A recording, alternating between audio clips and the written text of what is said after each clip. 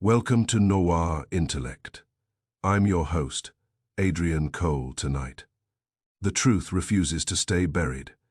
If you enjoy the journey into mystery, don't forget to like and subscribe to Noir Intellect and tell me, where in the world are you watching from?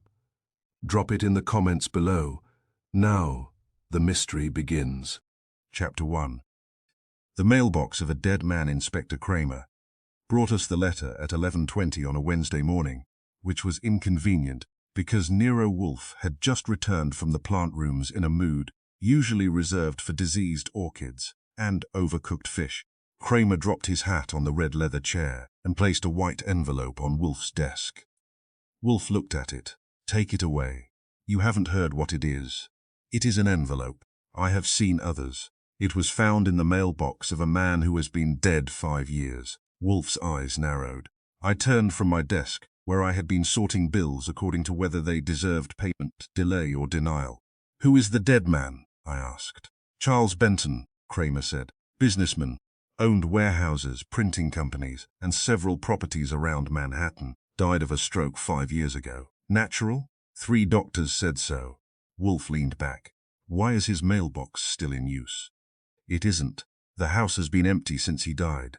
The envelope bore Charles Benton in block capitals and the address of an old house on West 79th Street. There was no stamp, postmark, or return address. "Hand-delivered," I said. "The caretaker found it Monday morning?" Kramer said. "The box was empty the previous Thursday." Wolfe asked, "Why did he call the police?" "He opened it." "That is not an answer." Kramer removed the sheet from an evidence envelope.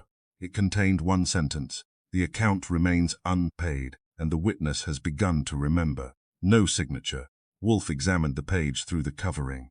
"Typed? Common machine. No prints." "What account?" "We don't." "What witness?" "We don't know that either. Your visit is becoming valuable." Kramer ignored him. 2 days after the letter appeared, a local historian named Edwin Mercer was found murdered in his office. That got Wolfe's full attention. Connection? Mercer had been researching Benton's business history and old property deals. His office was searched. He was killed by a blow to the head, and his research notebook is missing. Wolfe's lips pushed forward. "Why bring this to me? Because the letter may be nonsense, and you enjoy telling me what nonsense means." Wolfe closed his eyes. "Who has access to Benton's house?" "The caretaker, the estate attorney, and Benton's niece. The niece lives in Boston. The attorney claims he has not entered for months. Why has the property remained empty? The estate is tied up. The house cannot be sold until missing deeds and partnership agreements are found. They concern 3 old warehouses near the river. And Mercer was investigating Benton's property transactions. That is the possible connection. It is the obvious connection. Those are often different." Kramer stood. "I thought Goodwin might inspect the house." Wolfe looked at me. "I have always wanted to examine a dead man's mailbox," I said. "No, you have not. I am beginning now." At noon, Fritz served lamb kidneys and brown potatoes. Wolfe did not mention the letter. That meant he was thinking. At 1:30, I took a taxi uptown. The Benton house was a 4-story brownstone with shuttered windows and ironwork that had forgotten the purpose of paint. Beside the front steps stood a brass mailbox built into the railing. Walter Dean, the caretaker, waited at the gate. He was thin, white-haired, and wore a brown cardigan despite the warm afternoon. He led me to the mailbox. It had a narrow slot, a hidden old lock. "Who has a key?" I asked. "I do, Mr. Douglas Pierce, the estate attorney, once had one, but he returned it." "Any other way to put a letter inside?" Dean pointed to the slot. "So no key was needed." He looked embarrassed. I examined the brass edge. A faint grey smear marked one side, and a short pale fibre clung to the corner. I wrapped the fibre in paper. "What usually arrives here?" "Furcules. Nothing important." "Did Benton receive letters after he died?" "For a few months. Then they stopped." Dean unlocked the front door. The house smelled of dust and furniture polish. White sheets covered the furniture, and a grandfather clock stood silent under the stairs. "Nothing has been disturbed," Dean said. I pointed to a faint track in the dust leading toward a narrow door. "When did you last clean?" 2 weeks ago. Someone has walked through here since then." The door opened into Benton's study. Dark shelves lined the walls. A heavy desk faced the window. The drawers were locked, and fresh scratches marked the keyhole of the upper right drawer. The window catch was closed, but the wood around it carried recent marks. Outside was a narrow passage behind an iron gate. The gate lock smelled of fresh oil. "I haven't oiled that since spring," Dean said. "It was September." I took photographs and asked about Edwin Mercer. "He came 3 weeks ago," Dean said. "He wanted to inspect the study. Did you allow it?" "No. He had no authority." "What did he ask?" "Whether Benton kept appointment books, whether the house had a private entrance, and whether a man named Samuel Pike had visited." "Who is Pike?" "I don't know." "Did Mercer tell you?" "He said only that a man had died because Benton kept records too carefully. That deserved space in my notebook." On the 3rd floor we found boxes marked for the estate. One was labelled River Probipies, 1948-1952. It contained 2 empty dividers and a torn envelope. Edwin Mercer had been written on it in pencil. Dean stared at it. "I have never seen that." The torn edge was clean and recent. Whatever Mercer had placed inside was gone. At 3:15 I left the house for Mercer's office, a narrow room above a bookshop on Amsterdam Avenue. Kramer had arranged admission. The killer had searched it thoroughly. Books covered the floor, file drawers stood open, and a map hung crooked behind the desk. A detective named Rowe gave me the essentials. Mercer had been alive Tuesday evening. His cleaning woman found him Wednesday morning. His notebook and several loose papers were missing. "What was he researching?" I asked. "Benton, old warehouse transfers, and a company called Harbor Consolidated." "Samuel Pike?" Rowe nodded. "Pike was Benton's business partner. Disappeared in 1951 and was never found." The sentence from the letter took on weight. "The witness has begun to remember." I searched Mercer's desk. Beneath the lining of one drawer was an index card. "Charles Benton House, Mailbox, not for Della," only below. It was a date from 5 years earlier, the week Benton died. On the back, Mercer had written 3 sets of initials, SPEMLH. Samuel Pike could account for the first. Edwin Mercer could account for the second. The third was waiting for an owner. I called Wolfe from the bookshop downstairs. "The mailbox was used as a signal point," I said. "Mercer's card dates the system to the week Benton died." "By whom?" "One set of initials may belong to Samuel Pike. He disappeared in 1951. "And the house?" "Someone entered recently through a study window and tried Benton's desk. I found a torn envelope bearing Mercer's name in a box for River Properties." "What did Mercer seek?" "Appointment books and information about Pike. He told the caretaker that a man had died because Benton kept records too carefully." Wolfe was silent. "The letter was for Benton," he said at last. "I had reached that neighborhood. A dead man cannot pay an account or remember anything." The message was intended for someone who continued to watch the mailbox. Mercer's? Perhaps the writer expected Mercer to see it. Perhaps Mercer wrote it. His murder suggests that someone believed he had recovered dangerous knowledge. "Do I return to the house?" "No. Copy every name connected with Benton's estate, Pike's disappearance, and the River Properties. Then come home. That is a small census. You have performed larger tasks with less complaint. That is historically inaccurate." He hung up. I returned upstairs and made the list. Douglas Pierce, Benton's estate attorney. Laura Benton, his niece. Gregory Hale, former manager of Harbor Consolidated. Miriam Cole, Benton's secretary for 20 years. Samuel Pike, missing partner. Edwin Mercer, historian and murder victim. At the bottom of another card, Mercer had written in red pencil, "The dead mailbox receives only when someone living is afraid." When I reached West 35th Street shortly before 6, Wolfe was behind his desk with beer. The late sun touched the bookshelves and turned the globe's oceans the color of old brass. I gave him my report and the copied cards. "The police believe the letter preceded the murder," I said. "I think it caused it." "No." Wolfe opened his eyes. "What Mercer remembered caused his murder. The letter merely announced that he had remembered." "Who was watching the mailbox?" "That is one question." "And the other?" "Who expected a dead man to receive mail?" The doorbell rang. Fritz admitted Inspector Kramer, who entered carrying a second evidence envelope. He placed it on Wolfe's desk. "Another letter?" I asked. Kramer nodded. "In Mercer's coat pocket." Wolfe regarded the envelope. "What does it say?" Kramer read the typed line. Benton kept the original, but the copy is where the witness sleeps. The room quieted. Wolfe turned to me. Archie, telephone Mercer's residence. Tell the police to touch nothing until you arrive. Kramer scowled. My men are already there. Then tell them more urgently. I reached for the telephone. 5 years after Charles Benton died, his mailbox had received a message. 2 days later, Edwin Mercer was murdered. Now the dead historian had left us a direction, and somewhere in New York a living witness was sleeping beside a secret that had already killed once. Chapter 2. The letter without a name. A letter addressed to a dead man is either a mistake, a joke, or an arrangement. Nero Wolfe had eliminated the first two before I finished dialing the police officer stationed at Harold Mercer's apartment. The historian's full name was Harold Edwin Mercer. His books and newspaper articles appeared under H. Edwin Mercer, which was why everyone connected with his research called Edwin. His landlord, his bank, and the Department of Motor Vehicles knew him as Harold. Kramer regarded this as needless complication. Wolfe regarded most names as needless, unless they belonged to orchids, criminals, or cooks.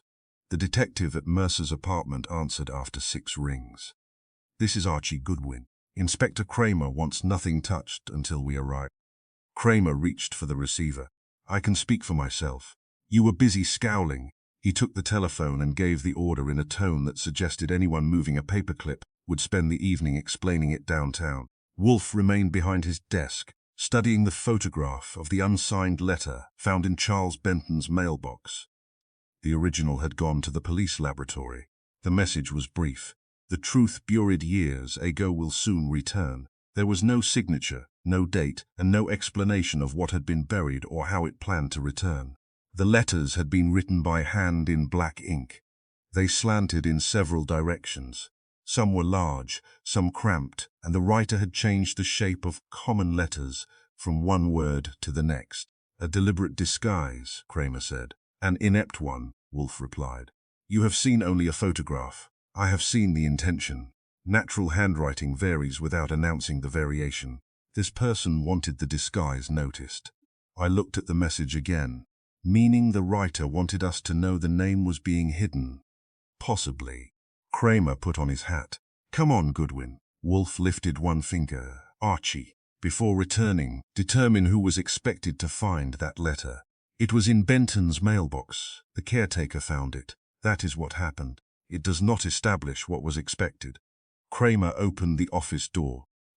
You can explain the difference later. I doubt your patience would survive. We left before the discussion became educational. Harold Mercer had lived in a narrow apartment on West 84th Street, 3 rooms above a bakery. The stairway smelled of warm bread, dust, and old radiator pipes. It was a pleasant smell until you remembered a man had been murdered nearby. A patrolman guarded the apartment door. Inside, Sergeant Pearlie Stebbins stood beside a table piled with books and folders. You took your time, he told me. I stopped to buy the killer a birthday present. What? Nothing. Where is the bedroom? Pearlie nodded toward the rear. Kramer showed him the note found in Mercer's coat pocket. Benton kept the original, but the copy is where the witness sleeps. The bedroom was small, neat, and crowded with books. A narrow bed stood beneath the window. On one side was a night table with a lamp and 3 pencils arranged beside a reading glass. On the other was a wooden chair holding folded clothes. Kramer pointed at the bed. Take it apart. 2 technicians removed the mattress, examined the frame, and found nothing. They checked the pillows, blankets, headboard, and floorboards. I looked at the note again. Where the witness sleeps, I said. It doesn't say Mercer. Kramer glared. This is Mercer's residence. Yes, but perhaps not the witness's bed. There were no animals in the apartment, no second bedroom, and no sign that another person lived there. On a shelf near the window stood 3 photographs. One showed Mercer receiving a Historical Society award. Another showed him beside an old warehouse. The third showed a cemetery. I picked it up. 4 gravestones appeared in the picture. One belonged to Charles Benton. Another carried the name Samuel Pike. Pike has a grave? I asked. Pearlie came over. Nobody. His family placed a memorial stone after he was declared legally dead. The witness sleeps in a cemetery. Kramer took the photograph. Which one? Pike is the missing man. Benton is the dead man receiving letters. I would start there. The back of the photograph contained a penciled date from 6 weeks earlier and the words, North Edge, beneath the sleeping witness. Kramer ordered 2 men to the cemetery. I continued through Mercer's apartment. His research had been divided by subject. Charles Benton occupied 4 boxes. Harbor Consolidated occupied 3. Samuel Pike had 1, though most of its contents were copies of newspaper reports concerning his disappearance. Mercer had also kept a list of people connected with Benton's business affairs during the final 10 years of his life. Douglas Pierce, estate attorney. Miriam Cole, private secretary. Gregory Hale, warehouse manager. Laura Benton, niece and principal heir. Walter Dean, property caretaker. Leonard Hart, accountant. The last name gave us a possible owner for the initials LH, found on Mercer's card. I showed Kramer. Leonard Hart died 9 years ago, he said, heart attack. New York has a discouraging number of dead men in this case. Pike disappeared. That does not make him dead. It made him a grave. Kramer told Pearlie to check Hart's family and business records. I opened the file labeled Benton, Final Years. Mercer had collected copies of contracts, property transfers, tax filings, and newspaper articles from the 5 years before Benton's death. Several documents involved warehouses along the Hudson. The properties had originally belonged to a partnership of Benton, Samuel Pike, and Leonard Hart. In 1951, Pike disappeared. 3 months later, Hart surrendered his share of the partnership. Benton became the sole owner. That is efficient, I said. Kramer looked over my shoulder. You think Benton killed Pike? I think Mercer considered it. 1 page carried Mercer's notes. Pike objected to transfer of Harbor Consolidated assets. Hart signed revised agreement after Pike vanished. Benton recorded private payment to L. No explanation in company books. I found another notation. Miriam Cole remembered a meeting at Benton House 3 nights before Pike vanished. Refuses formal statement.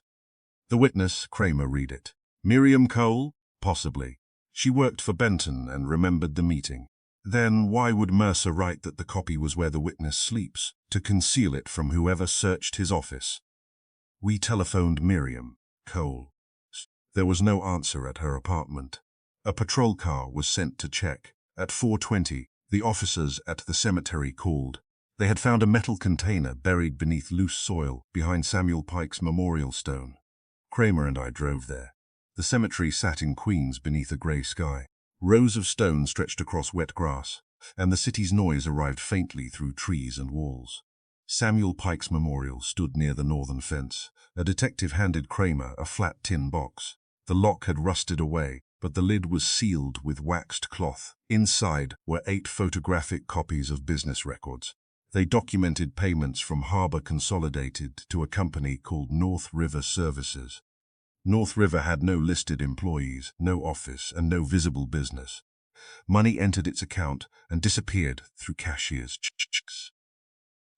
The signatures authorizing the payments belonged to Charles Benton and Leonard Hart. Samuel Pike's signature appeared on 1 page, but Mercer had written beneath it, forgery. Compare partnership agreement dated March 4.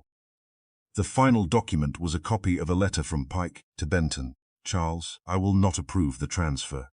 The company does not exist except on paper, and Hart knows it. If the money is not restored, I will go to the district attorney. I have made copies of everything, SP. The letter was dated 4 days before Pike disappeared. Kramer read it twice. Motive for an old murder, or motive for 3. Benton died naturally. So far, at the bottom of the box lay a strip of paper in Mercer's handwriting. The mailbox was never for mail. Benton used it to receive signals from Hart after Pike disappeared. 1 letter meant safe, 2 meant danger. An envelope without a stamp meant the records had been found. Kramer looked toward Pike's stone. Mercer found the records and signaled somebody. Or someone signaled Mercer. The handwriting on the strip was natural and flowing. It looked nothing like the disguised warning left in Benton's mailbox. We returned to West 35th Street after 6. Wolfe was in the office with a bottle of beer and the expression of a man whose dinner might be delayed by inferior minds. Kramer put copies of the cemetery documents on his desk. Wolfe examined them in silence. Samuel Pike discovered money being diverted through a false company, I said. He threatened to expose Benton and disappeared 4 days later. Leonard Hart helped authorize the transfers. Mercer believed Benton's mailbox was used for signals after Pike vanished. Miriam Cole, Wolfe asked. Possibly the witness. Mercer wrote that she remembered a meeting at Benton's house. The telephone rang. It was Pearlie. The patrolman had found Miriam Cole alive, but frightened. Her apartment had been searched while she was away. Nothing had been taken as far as she could determine. Kramer told him to bring her to headquarters and place an officer outside her door afterward. Wolfe drank beer. What of the letter? He asked. No fingerprints, Kramer said. The paper and envelope are ordinary. The ink is sold everywhere. The handwriting expert says it was disguised, probably written slowly with the opposite hand. Probably? He cannot prove it. Then it is a guess wearing a necktie, Kramer growled. What can you prove? That the message was not addressed to Charles Benton. That is brilliant. Benton is dead, you misunderstand. The name on the envelope was not the recipient. It identified the mailbox. I leaned back. Like an address within an address, yes. The person for whom the message was intended knew that Benton's mailbox had once served as a signal point. Kramer said. Mercer knew. So did the writer. Then why leave a warning there instead of sending it to Mercer? Because it was not necessarily intended for Mercer. Kramer stared at him. Wolfe continued. The caretaker found the envelope because finding such things was his duty. He reported it. News of the discovery passed to the estate attorney, the heir, the police, and anyone still watching the Benton property. I said, the letter was meant for whoever reacted. Precisely. It was bait. Kramer pulled the cigar from his mouth. Bait for whom? For the person frightened by the return of the buried truth. The killer, perhaps. The writer knew that old evidence had been recovered. By placing the warning in the dead mailbox, the writer forced everyone connected with the old arrangement to wonder who else knew. I pointed at Mercer's cemetery note. An unstamped envelope meant the records had been found. Wolfe nodded. The old signal was deliberately revived. By Mercer, he may have placed the letter to provoke a reaction. If so, he underestimated the danger. But the disguised handwriting suggests another possibility. What? Someone imitated Mercer's method after learning what he had discovered. Kramer said, to frighten him, to frighten several people at once. I considered the timing. The letter appeared Monday. Mercer was murdered Wednesday. And someone searched his office, Benton's study, and Miriam Cole's apartment, Wolfe said. The killer seeks not merely a document but knowledge. He does not know how much Mercer learned or whom he told. Kramer stood. We have a forged payment scheme, a missing partner, a frightened former secretary, an estate tied up over missing deeds, and a historian beaten to death. Which one do you want first? The letter. Kramer's face reddened. It has no name, no prints, and disguised handwriting. It has a recipient. Who? Wolfe closed his eyes. Not Charles Benton. Not necessarily Harold Mercer. The true recipient was the person still watching a dead man's mailbox 5 years after his death, I said. Walter Dean found it. Mr. Dean was expected to find it. That does not mean it was intended for him. Then how do we identify the watcher? Observe who knew of the letter before the police disclosed it. Kramer stopped moving. Wolfe opened his eyes. You have told the press only that a document was found at the Benton property. Yes. You have not revealed that it was an unstamped letter in the mailbox. No. Then question each person connected with the estate. Do not mention the mailbox. Ask only what they know of the discovery. And if someone identifies it, he has knowledge he should not possess. The doorbell rang. Fritz admitted a woman in her late 60s, wearing a dark coat and carrying a handbag against her chest. Her face was pale but firm. Miss Miriam Cole, Fritz announced. She entered the office and looked directly at Wolfe. I was told you are investigating Charles Benton, she said. Yes, I know why Harold Mercer was killed. Kramer stepped toward her. Why? She looked around the room as though expecting someone to be hidden behind the curtains. Because he found Samuel Pike's account book. Wolfe's eyes narrowed. Where is it? He asked. I do not know. Harold telephoned me on Sunday. He said he had found proof that Pike was alive for nearly a year after everyone believed he had disappeared. The cemetery documents had changed one old crime into several possibilities. Miriam Cole's statement changed it again. Samuel Pike had not vanished on the night Charles Benton's records claimed. Someone had hidden him, paid him, imprisoned him, or kept his existence secret. The unsigned letter had warned that buried truth would return. Now we knew that at least one dead man might not have been dead when the deception began. Chapter 3. A forgotten partnership. Miriam Cole had spent 20 years keeping Charles Benton's secrets and 5 years trying not to remember them. By the time she sat in Nero Wolfe's office, both occupations had exhausted her. She remained upright in the red leather chair, her handbag pressed against her knees. Inspector Kramer stood near the end of Wolfe's desk. I had my notebook open. Wolfe asked, "What account book did Harold Mercer find?" "I never saw it," Miriam said. "He telephoned me Sunday evening. He said it belonged to Samuel Pike and recorded payments made after Pike supposedly disappeared. To whom, he would not say over the telephone."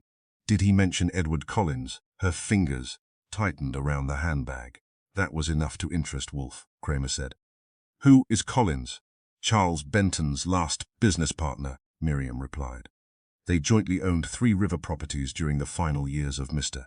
Benton's life. I looked at my notes. Samuel Pike and Leonard Hart had been Benton's partners decades earlier.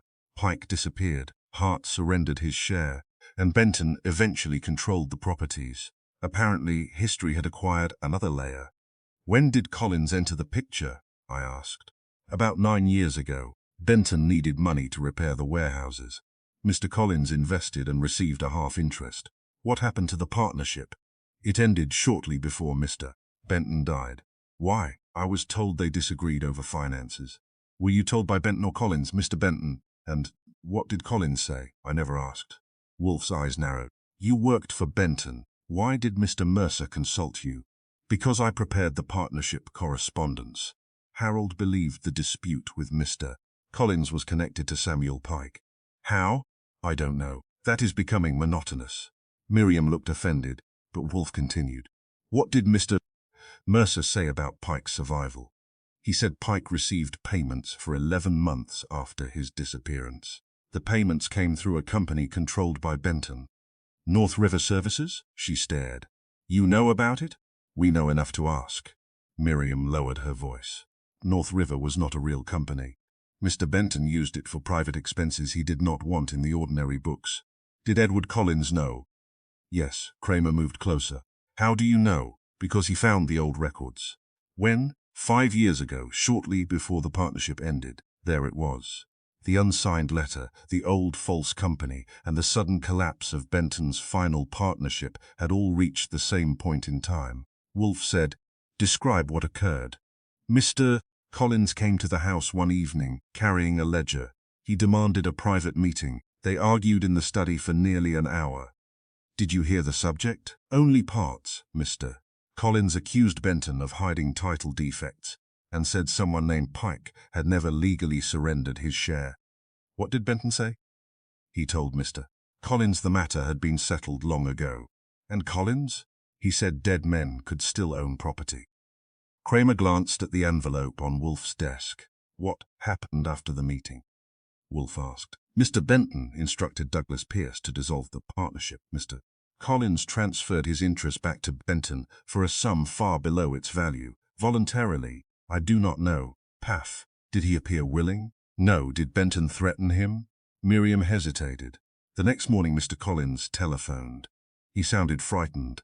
He said he would sign anything if Benton returned certain papers." "What papers?" "He did not say." Wolfe closed his eyes for 3 seconds.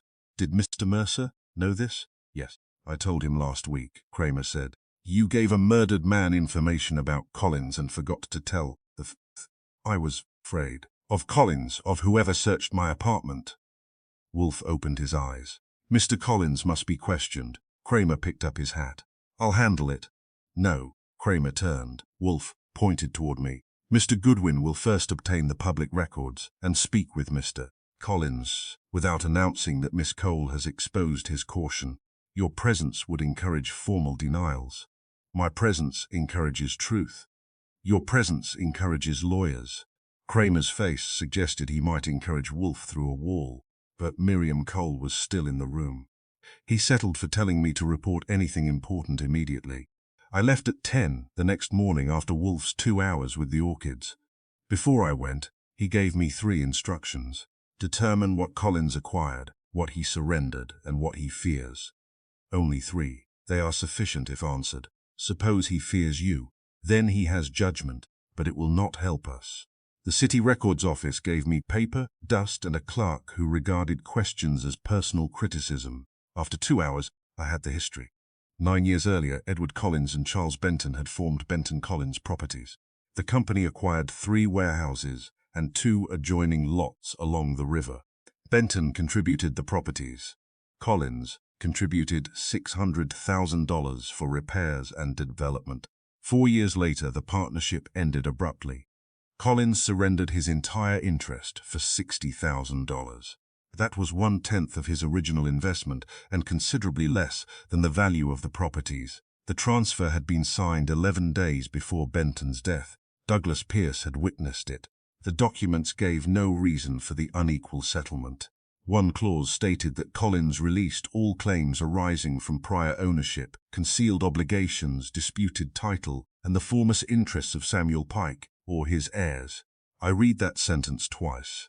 A man involved only in ordinary financial disagreements does not usually sign away claims connected with a partner who disappeared decades earlier. I telephoned Wolfe. The dissolution agreement names Samuel Pike. Indeed, Collins surrendered $600,000 in value for $60,000. Then either he was a fool, which is uncommon among men who acquire that sum, or he purchased something other than money. Silence? Safety, perhaps. Speak with him. Edward Collins occupied an office on the 17th floor of a building near Wall Street. His company invested in industrial properties, which meant he bought large structures after other people had stopped wanting them. He was 60, square-faced, and carefully groomed. His grey suit fitted well enough to suggest prosperity, but his eyes had the habit of checking doors. He read my card. "Nero Wolfe," he said. "I have never required a detective. That may be why I'm here before you ask. I have spoken with Inspector Kramer. Then you have practiced." He did not offer me a chair, so I took one. "I'm interested in your former partnership with Charles Benton. It ended 5 years ago. 11 days before he died." "That is correct. Why?" "Ordinary financial disagreements." It was exactly the phrase in the chapter outline, but Collins delivered it like a man reciting a line prepared by counsel. "You invested $600,000 and accepted $60,000 when the partnership ended." "I wish to end the association." "That urgently?" "Yes." "What made Benton unpleasant?" "He was secretive and difficult." That description fits half the men below 14th Street. It rarely costs $540,000. Collins rose and walked to the window. I accepted a loss. It was my decision. "Your agreement released claims involving Samuel Pike." His shoulders stiffened. That was legal wording, very specific legal wording. "Douglas Pierce prepared it. Did you know Pike?" "No." "Did you find an account book belonging to him?" Collins turned. "Who told you that? Was there one?" "No." That was quick. "I have nothing further to say." I remained seated. Harold Mercer had something further to say. Someone stopped him. His face changed at the historian's name. "I barely knew Mercer. He was researching your partnership. He telephoned me twice. I refused to discuss it." "Did he mention Benton's mailbox?" Collins looked toward the office door. "No." It was a poor answer because I had asked whether Mercer mentioned it, not whether Collins knew it. I said, "An unsigned letter appeared there this week." He stared at me. I waited. Finally he said, "I never put anything in that mailbox." "I had not is useful," I said. "Why?" "Because I did not say the letter had been placed inside the mailbox. The police announced only that a document was found at Benton's property." Collins's right hand closed. He moved back to his desk and sat. "I heard it from someone." "Who?" "I don't remember. A man may forget where he ate lunch. He does not forget who told him a dead man received a letter." Collins opened a drawer, then closed it without taking anything out. "Mr. Goodwin, I signed an agreement 5 years ago. I honored it. Benton is dead and I want no connection with his affairs." Mercer wanted the same thing by Wednesday morning. He looked at me with real fear. "Leave me alone. Tell me what you found in Benton's records." "I found nothing." "What papers did Benton promise to return?" His face went blank. Miriam Cole heard your call, I said. That was not precisely true. She knew about it, but I wanted to see which part he denied. Collins stood so quickly his chair struck the wall. She said she destroyed her notes. What notes? He realized the error. I got up. You are having a difficult morning. He crossed to the door and opened it. I paused beside him. One more question. What did Charles Benton have that could force you to surrender $500,000? Collins's voice was almost a whisper. Proof that I had entered the house illegally. That would earn you a fine, not ruin you. I took a ledger from his safe. Samuel Pike's ledger. He said nothing. What was in it? Get out. I went, but only as far as the corridor. From a public telephone near the elevators, I called Wolfe and gave him the exchange. He knew the letter was in the mailbox. I finished. He also stole a ledger from Benton's safe 5 years ago. Benton forced him to return it or used the theft to make him surrender the partnership. Not adequate, Wolfe said. What isn't? A stolen ledger would not compel a man to abandon $500,000 unless its contents endangered him more than its theft. You think Collins was involved in the old fraud? He entered the partnership decades later. More likely, the ledger exposed a defect in the properties he had acquired. Pike's surviving ownership. Possibly. Did Collins deny meeting Mercer? He admitted 2 telephone calls. Follow him. He is in his office. He will not remain there. Wolfe hung up. I returned to the 17th floor by the stairs and waited where I could see Collins's door without appearing interested in it. 20 minutes later, he emerged wearing a dark coat and carrying a narrow case. He took the elevator down. I followed in the next car. Collins walked 3 blocks, entered a bank, and remained inside for 40 minutes. When he came out, the narrow case appeared heavier. He took a taxi north. I took another. He stopped near the Benton house. That was not subtle, but frightened men often mistake speed for secrecy. Walter Dean, the caretaker, was nowhere visible. Collins walked past the front gate, turned into the side passage, and tried the iron gate leading toward the study window. It opened. The fresh oil on the lock suddenly acquired an owner. I stepped behind him. Ordinary financial disagreement? Collins spun. The narrow case slipped from his hand and struck the paving stones. Its clasp opened. Inside were papers, a small revolver, and an old black ledger. He reached for the gun. I reached first. I kicked the case against the wall, caught his wrist, and turned him until his cheek met the bricks. He objected in language unworthy of his tailoring. I removed the revolver and called Kramer. The old ledger bore Samuel Pike's initials. Kramer arrived with Pearlie and enough authority to make the neighbor's curtains move. Collins refused to speak after that. The ledger went into an evidence bag. We took it to the brown stone under police guard. Wolfe had delayed dinner, which showed the ledger's importance better than any police escort could. The book contained handwritten records from the year before Pike disappeared. It listed property income, payments to North River Services, and private withdrawals authorized by Benton and Leonard Hart. Near the end, Pike had written, "Benton proposes transfer of river deeds without my consent." Collins' family claim mentioned, "Original agreement remains with witness." I read it aloud. "Collins' family?" Kramer asked. Edward Collins would have been young. "His father," Wolfe said, "or another relative." The final pages had been cut out. Kramer looked at me. More missing records. "The disease is spreading," I said. Wolfe studied the ledger. "Mr. Collins entered Benton's house 5 years ago and stole this," he said. He discovered that the river properties carried an old claim involving his family and Samuel Pike. Benton learned of the theft and forced Collins to dissolve the partnership. "Then why did Collins return today?" Kramer asked. "Because the unsigned letter announced that the buried truth had returned. He believed someone had recovered the missing pages or the original agreement." I said, "He knew the mailbox was used as a signal." "Yes, he had watched it or been told to watch it 5 years ago." Kramer said, "Did he kill Mercer?" "His fear proves nothing about murder. He carried a weapon because he expected danger, not necessarily because he intended it. He entered Benton's property illegally twice. A trespasser is not automatically a killer." The telephone rang. It was Saul Panzer. Wolfe had put him on Edward Collins's family history before I left that morning. Saul had found the connection. Edward Collins's father, William Collins, had supplied the original money used by Benton, Pike, and Hart to acquire the river properties. His name had disappeared from later partnership records. After Pike vanished, William Collins sued privately, then withdrew the claim without explanation. He died 6 months later. Saul had found one surviving reference to an agreement held by the witness to the original transfer. Wolfe asked, "Name?" "The initials are L.H. Leonard Hart again." After Wolfe hung up, he looked at the ledger, the unsigned letter, and Mercer's notes.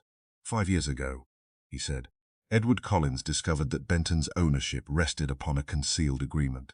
Benton stopped him by recovering the ledger and dissolving their partnership. Now Mercer found evidence concerning the same agreement. Kramer tapped the ledger. Then Collins had motive to kill him. He also had motive to help him. If Mercer proved Benton lacked legal title, Collins might recover a fortune. Unless Mercer threatened to expose Collins's burglary, that is a smaller danger, I said. The letter appeared because Mercer found the old truth, or because someone believed he had. Wolfe turned one of the copied pages toward me. The partnership did not end because of ordinary finances. It ended because Edward Collins found a secret that had already survived Samuel Pike, Leonard Hart, William Collins, and Charles Benton. What secret? The identity of the witness and the location of the original agreement. Outside, night settled over West 35th Street. Fritz appeared in the doorway to announce that dinner could not be delayed further without damage. Wolfe rose. On his desk lay a ledger stolen twice, a partnership dissolved without reason, and a warning delivered to the mailbox of a man dead 5 years. Edward Collins had known where the letter was found. He had known what it meant. He had also known that somewhere inside Benton's empty house, the past was still worth carrying a gun to retrieve. Chapter 4. The hidden documents. Saul Panzer telephoned at 9:12 the next morning and asked whether Nero Wolfe was available. "He is upstairs with the orchids," I said. "Then tell him I found a warehouse. New York has several. This one was rented by Charles Benton until 3 weeks before he died. That improved it." I took the information upstairs, which was an offense against the morning's schedule, but not quite serious enough to get me thrown through the glass roof. Wolfe stood before a bench of orchids, examining a leaf through a lens. Theodore Horstman was at the far end, pretending not to listen. "Saul found a warehouse Benton rented," I said. "The lease ended 3 weeks before Benton died. Location? West 28th Street, near the river. What was stored there?"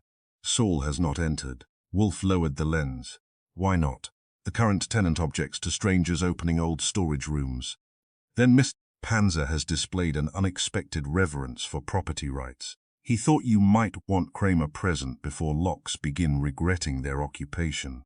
Wolfe looked at the orchid again. "Call Mr. Kramer." Inspector Kramer answered with the friendliness of a man whose breakfast had contained bad news.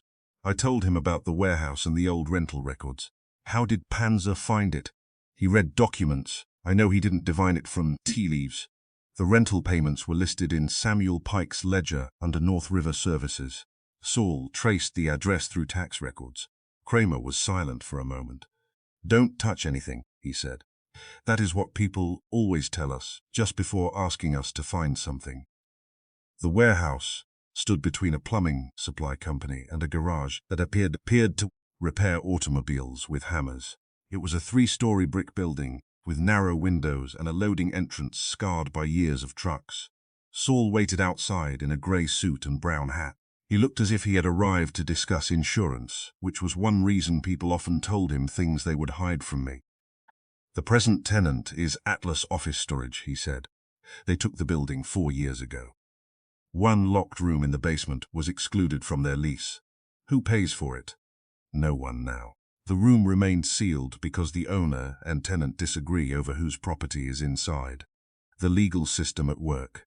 Kramer arrived with Pearlie Stebbins, 2 detectives, and a warrant. The building manager, a wide man named Frank Dalton, accepted the paper with the expression of someone swallowing a thumbtack. "You'll find old furniture," he said. "Maybe rats. Rats keep poor financial records," I told him. The basement smelled of damp concrete, rope, and old paper. Dalton led us past rows of shelving to a steel door at the rear. A faded card remained in its metal holder. Benton Private Testuaries, Noe with our written authority. The lock had been replaced recently. Kramer noticed it. When? Dalton rubbed his jaw. I don't know. You manage the building. I manage what we rent. That room isn't included. Who had access? The owner's representative. Maybe the former tenant's attorney. Name? Douglas Pierce handled Benton's affairs. He came here once after Benton died. Once? Saul asked. Dalton looked at him. As far as I remember. The lock yielded to a police locksmith in 4 minutes. The door opened inward with a scrape. The room beyond was larger than expected. Metal shelves lined 3 walls. A desk stood near the center beneath a hanging bulb. Dust covered most surfaces, but not all. 6 wooden boxes occupied the shelves. 3 bore the name Benton Collins Properties. 2 were marked Harbor Consolidated. The last carried only a number. 1 shelf was empty except for rectangular dust outlines. Something was removed, I said. Pearlie examined the marks. 4 boxes, maybe 5. Kramer turned on Dalton. Who entered this room? I told you, I don't know. You are going to improve. While Kramer improved him, Saul and I examined the desk. The top drawer contained dried pencils, rusted paper clips, and blank company forms. The second held carbon paper and old envelopes. The bottom drawer was empty, but scratches around its lock showed someone had opened it with a tool. A small square had been cut from the green felt lining. I pressed around the edges and lifted the remaining felt. Beneath, it was a shallow recess containing a brass key and a folded receipt. The receipt came from a commercial copying service. It was dated 6 weeks earlier and listed 412 pages copied for H. Mercer. Harold got here first, I said. Saul studied it. Or someone used his name. The brass key carried the number 317. Kramer came over. Dalton had admitted that a man matching Mercer's description visited the warehouse 6 weeks earlier. He presented a letter bearing Douglas Pierce's signature and spent nearly 3 hours in the basement room. Pierce authorized Mercer, I asked. That is what we'll ask him, Kramer said. The police photographed the room before anyone touched the boxes. Then the first box was brought to the desk and opened. It contained partnership records from the final year of Benton and Collins's association. There were repair invoices, property assessments, rental agreements, payroll sheets, and bank statements. At first they appeared ordinary. Then Saul found 3 payments to a company called Civic Development Bureau. The first was for $80,000. The second was for $120,000. The third was for $95,000. Each payment had been described as a consulting fee connected with the river warehouses. Nearly $300,000 for advice, I said. I should change professions. The authorizations carried the signatures of Charles Benton and Edward Collins. Saul examined them. Collins's signature is different on the third. How? The first 2 rise at the end. The third falls. The capital C is tighter. Kramer told a detective to arrange handwriting comparisons. The second box held correspondence between Benton and Collins. Several letters showed that Collins had objected to consulting expenses and demanded complete statements. One letter, dated 2 months before the partnership ended, was blunt. Charles, I did not authorize the latest transfer to Civic Development Bureau. My signature was copied from the March resolution. Unless the money is returned and the original records produced, I will notify the bank and the district attorney. Edward Collins Benton's reply was not present. Collins was not diverting money with Benton, I said. Someone used his signature. Maybe, Kramer said, or they quarreled over how to divide it. Saul opened another file. The bank statements showed that money left Benton Collins Properties and entered Civic Development Bureau. From there it moved into 3 accounts, one controlled by Charles Benton, one belonging to a trust administered by Douglas Pierce, and one identified only by the initials LH. Leonard Hart had been dead 4 years by then, I said. His estate, Pearlie suggested. Or someone wanted the initials to point backward. The old crimes had become useful camouflage for the new ones. The third box contained deeds and title records. Several properties still carried unresolved references to Samuel Pike's ownership. An agreement supposedly signed by Pike transferred his remaining interest to Benton. The signature did not match the sample in Pike's recovered ledger. Kramer looked at it. Another forgery. Possibly the original one, Saul said. A legal opinion attached to the deed had been prepared by Douglas Pierce. It stated that Pike's transfer was valid and that no surviving heir could challenge Benton's title. The opinion was dated 5 years before Benton died, the same year Edward Collins entered the partnership. So Pierce told Collins the titles were clean, I said. Then Collins invested $600,000. Later he learned they were not clean, Saul said, and Benton forced him out before he could expose it. Kramer's jaw moved around his cigar. Pierce is having a busy morning without being here. The fourth box contained records from the month before Benton's death. They were less complete. Folders had been removed from the middle. Index tabs remained labeled. Civic Development, Final Account, Collins Settlement Peak, Agreement, Original Private Correspondence, DP. All 4 were empty. Someone had selected the files worth taking. The remaining records showed that another large transfer, $400,000, had been ordered 3 weeks before Benton died. The authorization carried Collins's name, though he had already signed the agreement ending the partnership. That is impossible, I said. Not if the date was altered, Saul replied. He held the paper toward the light. The final digit had been typed over another number. The money had gone to a numbered account at a private bank. The account was closed the day after Benton died, Kramer said. Who collected it? The bank record is missing, Saul replied. A sheet clipped to the transaction listed 3 people authorized to request information: Charles Benton, Edward Collins, and Douglas Pierce.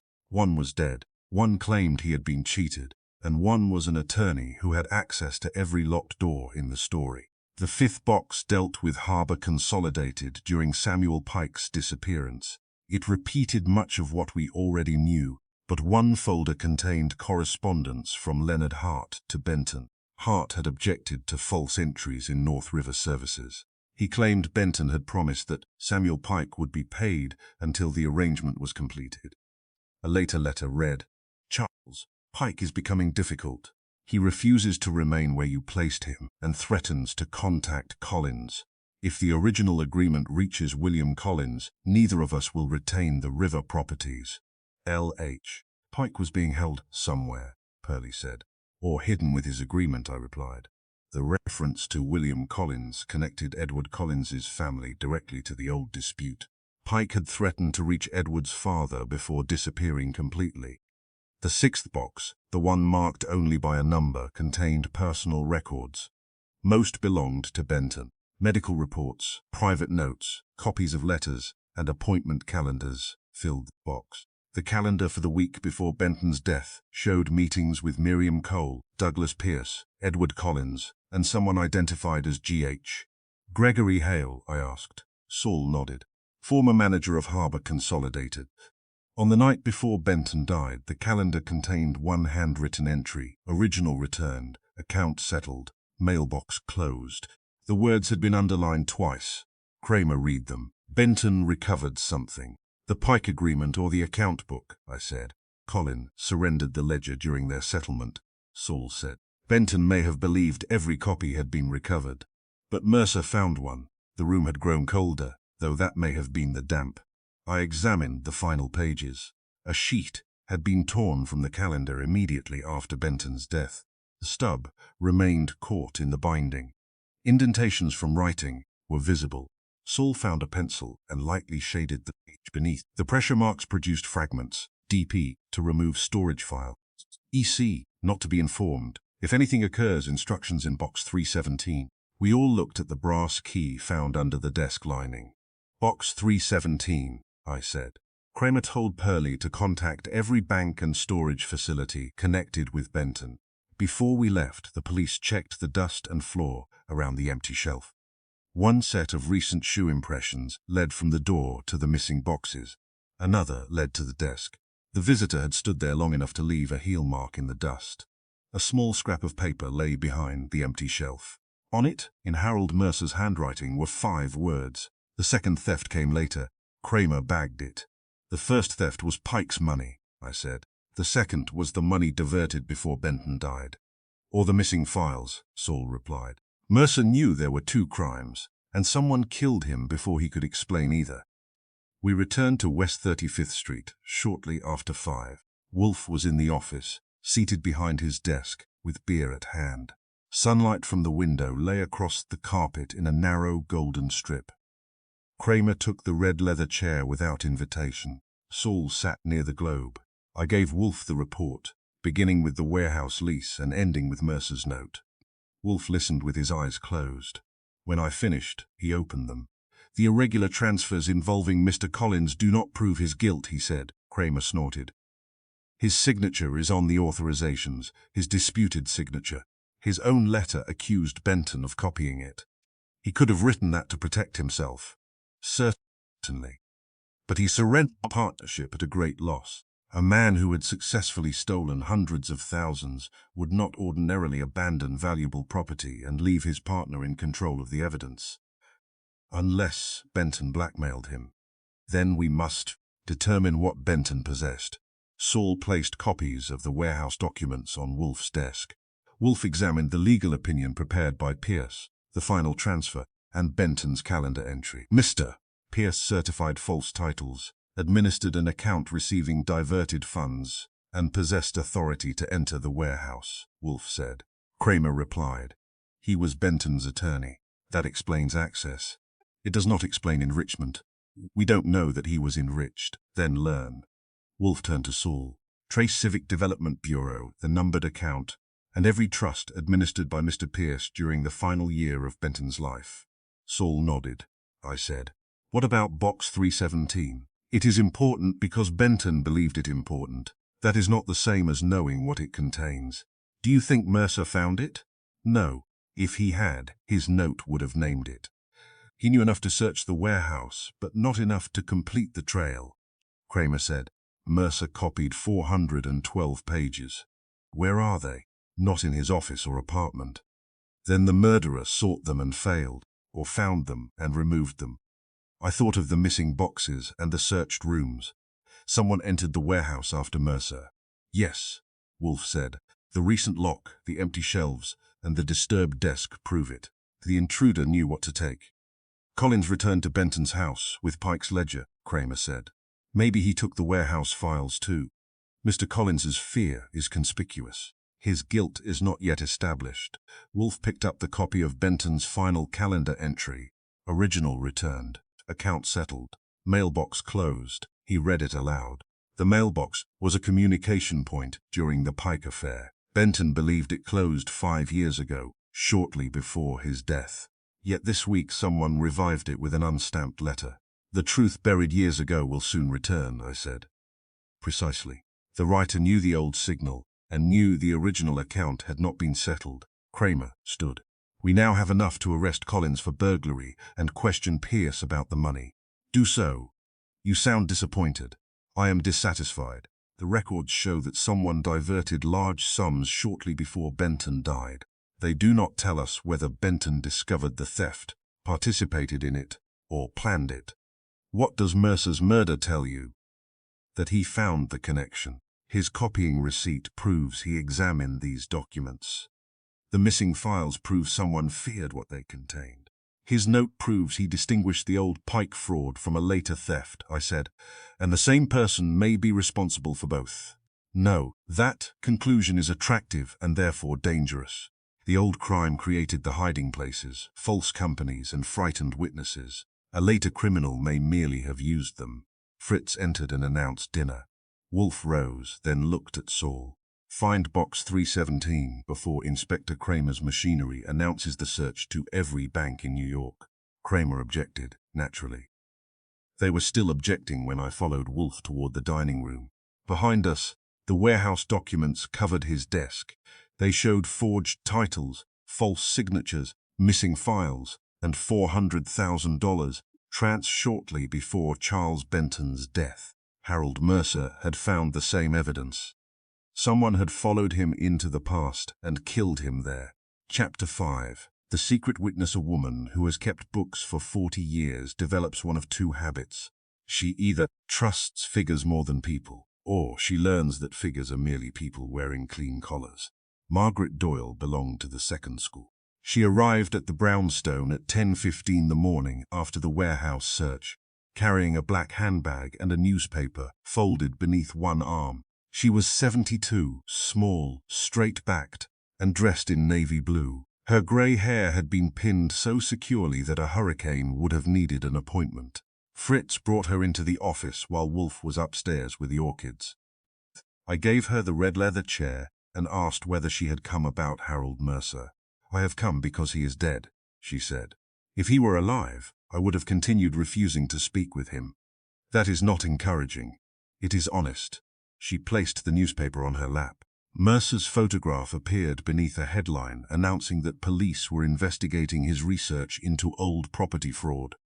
"My name is Margaret Doyle. I kept accounts for Charles Benton and Edward Collins. That earned my notebook. For Benton Collins Properties, yes. From the first day of the partnership until 3 weeks before it ended. Why did you leave?" "I was dismissed." "By whom?" "Mr. Benton." "Why?" "Because I asked why money was being paid twice." At 11, Wolfe entered from the hall, crossed to his desk, and settled into his chair. I introduced Margaret and summarized what she had told me. Wolfe looked at her.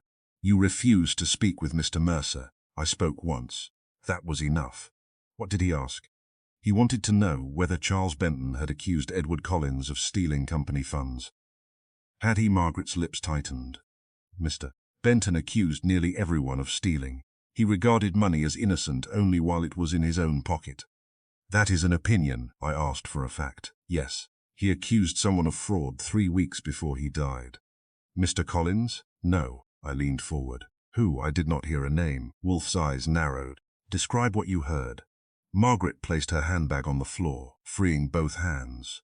The company office occupied 2 rooms above a shipping agency. Mr. Benton used the front office. Mr. Collins and I worked in the larger room behind it.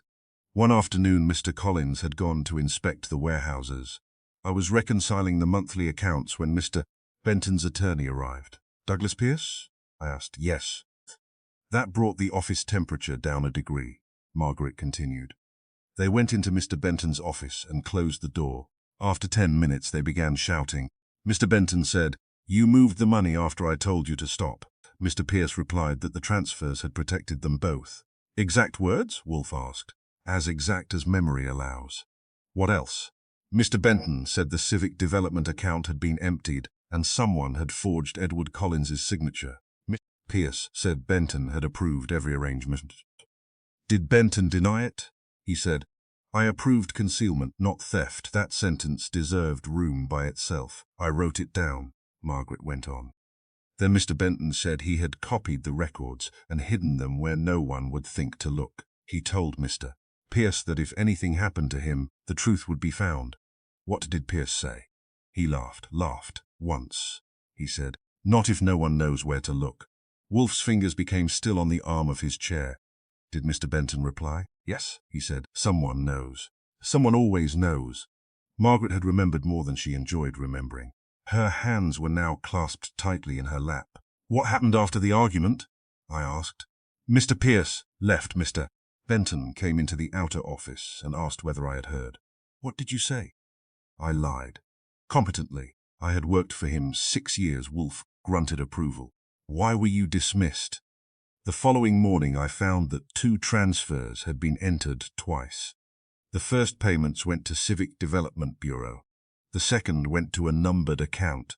Together they totaled $400,000. "The transfer found in the warehouse records," I said. "Yes, Mr.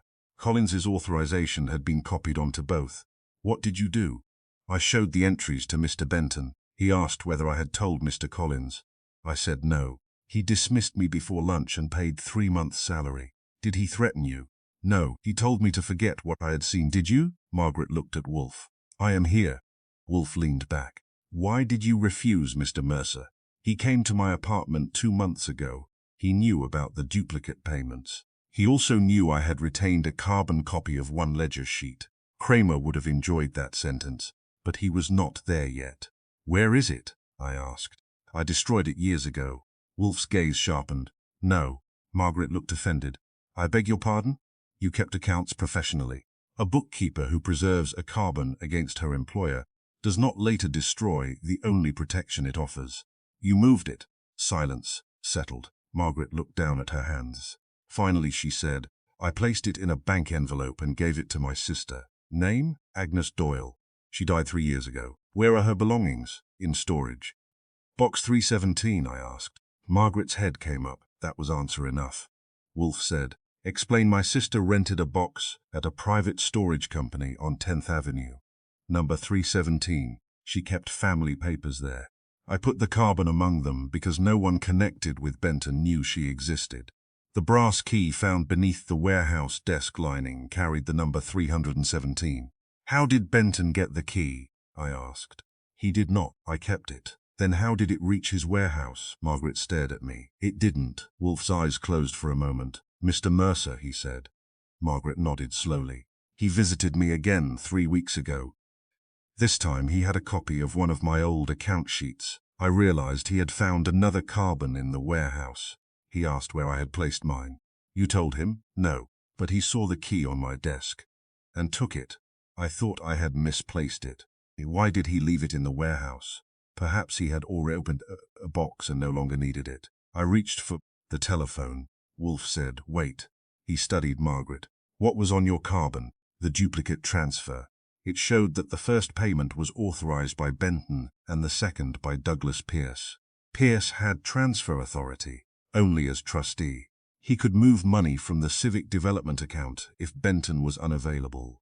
Was Benton unavailable? No. Then Pierce acted without authority. Yes, I said. That gives Pierce $200,000 and a murder motive. More than that, Wolfe replied. The second transfer may have funded the numbered account closed after Benton's death. Margaret added, Mr. Pierce controlled the account. You know that? I entered the bank code. His trustee number appeared beside it. Wolfe rang for beer. Fritz appeared almost immediately, which proved he had been listening from the hall with professional discretion. When the bottle and glass were arranged, Wolfe asked Margaret, did Benton ever mention his mailbox? She hesitated. Yes. What did he say? The day he dismissed me, I asked how he intended to protect himself from Mr. Pierce. He said the proof would come back through the dead box if anyone disturbed it. The dead box? That was his phrase. I looked toward the front window, as though Benton's old brass mailbox might be visible 70 blocks away. What did you think he meant? I asked. I thought he meant a safe deposit box belonging to a dead partner. Wolfe shook his head. He meant his house mailbox. It had once served as a signal point after Samuel Pike disappeared. Margaret frowned. I knew nothing of that. Perhaps not. But Harold Mercer learned it. The doorbell rang. Inspector Kramer entered with Pearlie Stebbins behind him. I had not called them, which meant Kramer had developed either instinct or surveillance. He looked at Margaret. Who is this? The witness you had not found, I said. That covers half of New York. Margaret introduced herself. Kramer listened while I repeated her account. His cigar remained unlit through the transfer, the argument, and box 317. At the end he turned to Wolfe. You knew about the box and didn't call me? We learned its meaning 4 minutes ago. You could have used one of them. Kramer sent Pearlie to obtain a warrant and secure the storage company.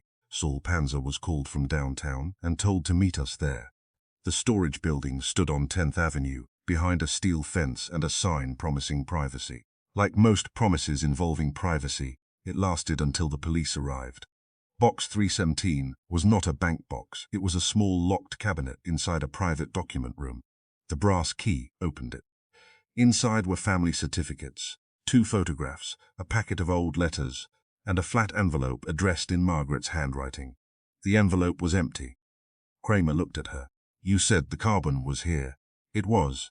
The cabinet showed no sign of force. According to the manager's records, it had been opened twice in the past month. The first visit was by Harold Mercer, who presented Margaret's key and signed the register. The second visit occurred 3 days before Mercer's murder. The signature read Edward Collins. Collins denied it when Kramer telephoned him. The manager could not identify him because another employee had been on duty. The visitor had shown a letter authorizing access, supposedly signed by Margaret Doyle. Margaret had signed no such letter. Saul examined the register. "This signature is too careful," he said. "Someone copied Collins's name." "Pierce?" I asked. "Possibly." Kramer told the manager to produce the authorization letter. It had vanished from the file. The only item of interest remaining in box 3 and 7 was a photograph of Margaret and Agnes standing in front of the Benton house. On the back, in Agnes's handwriting, was a sentence. "Margaret says the proof belongs where the warning began. Wolfe would want that." We returned to the brownstone at 4:30. Margaret went with Kramer to make a formal statement. Saul and I reported to Wolfe. He sat behind his desk with the photograph before him. "The proof belongs where the warning began," I said. "That sounds like the mailbox." "Not necessarily the physical box," Wolfe replied. "It may mean the old signal system. Mercer opened box 317 and took the carbon. Then someone using Collins's name searched it." "Yes." "Did Mercer put the unsigned letter in Benton's mailbox?" "Probably. Why disguise the handwriting? To prevent the recipient from identifying him too soon." "Who was the recipient?" Wolfe poured beer. "Douglas Pierce." I sat straighter. "You are certain?" "No. But consider the design." Mercer had discovered that Pierce moved money without authority shortly before Benton died. He also discovered that Benton used the mailbox as a signal point.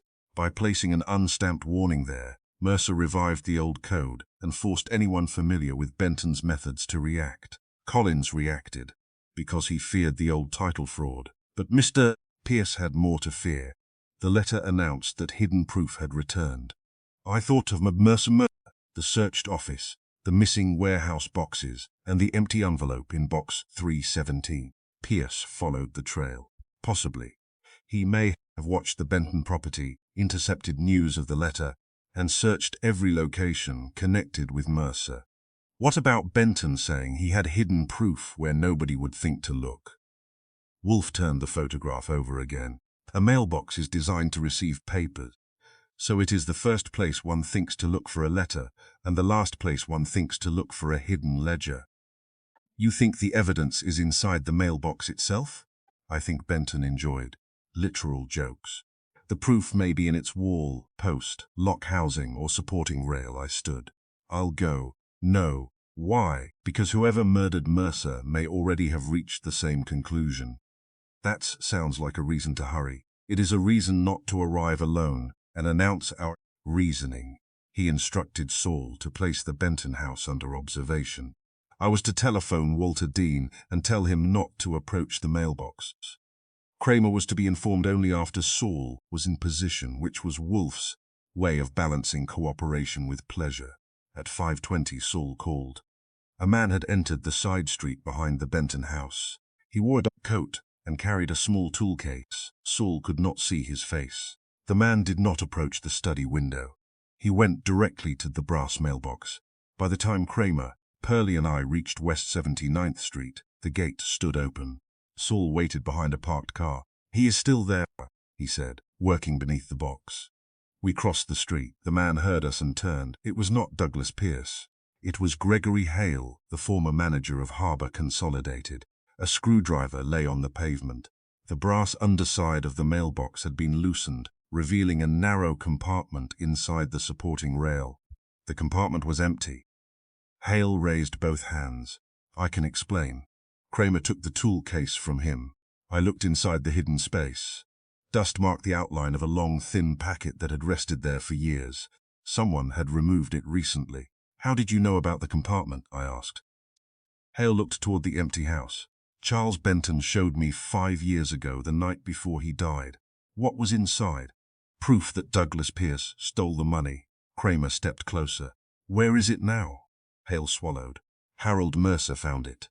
And then I tried to warn him." "The unsigned letter?" "Yes." That was not the answer Wolfe had expected. It was better. The mysterious writer had finally acquired a name, but the murder had not. Gregory Hale had written the warning and revived the dead mailbox because he knew what Benton had hidden there. Harold Mercer had taken the proof. Someone else had killed him to get it. Chapter 6. What really happened? 5 years ago, a man who had been dead 5 years was becoming increasingly difficult to ignore. At 9:30 the morning after Gregory Hale was caught dismantling Charles Benton's mailbox, Inspector Kramer telephoned and announced that Hale had spent the night talking. "Confession?" I asked. "No. Then he has wasted public lodging.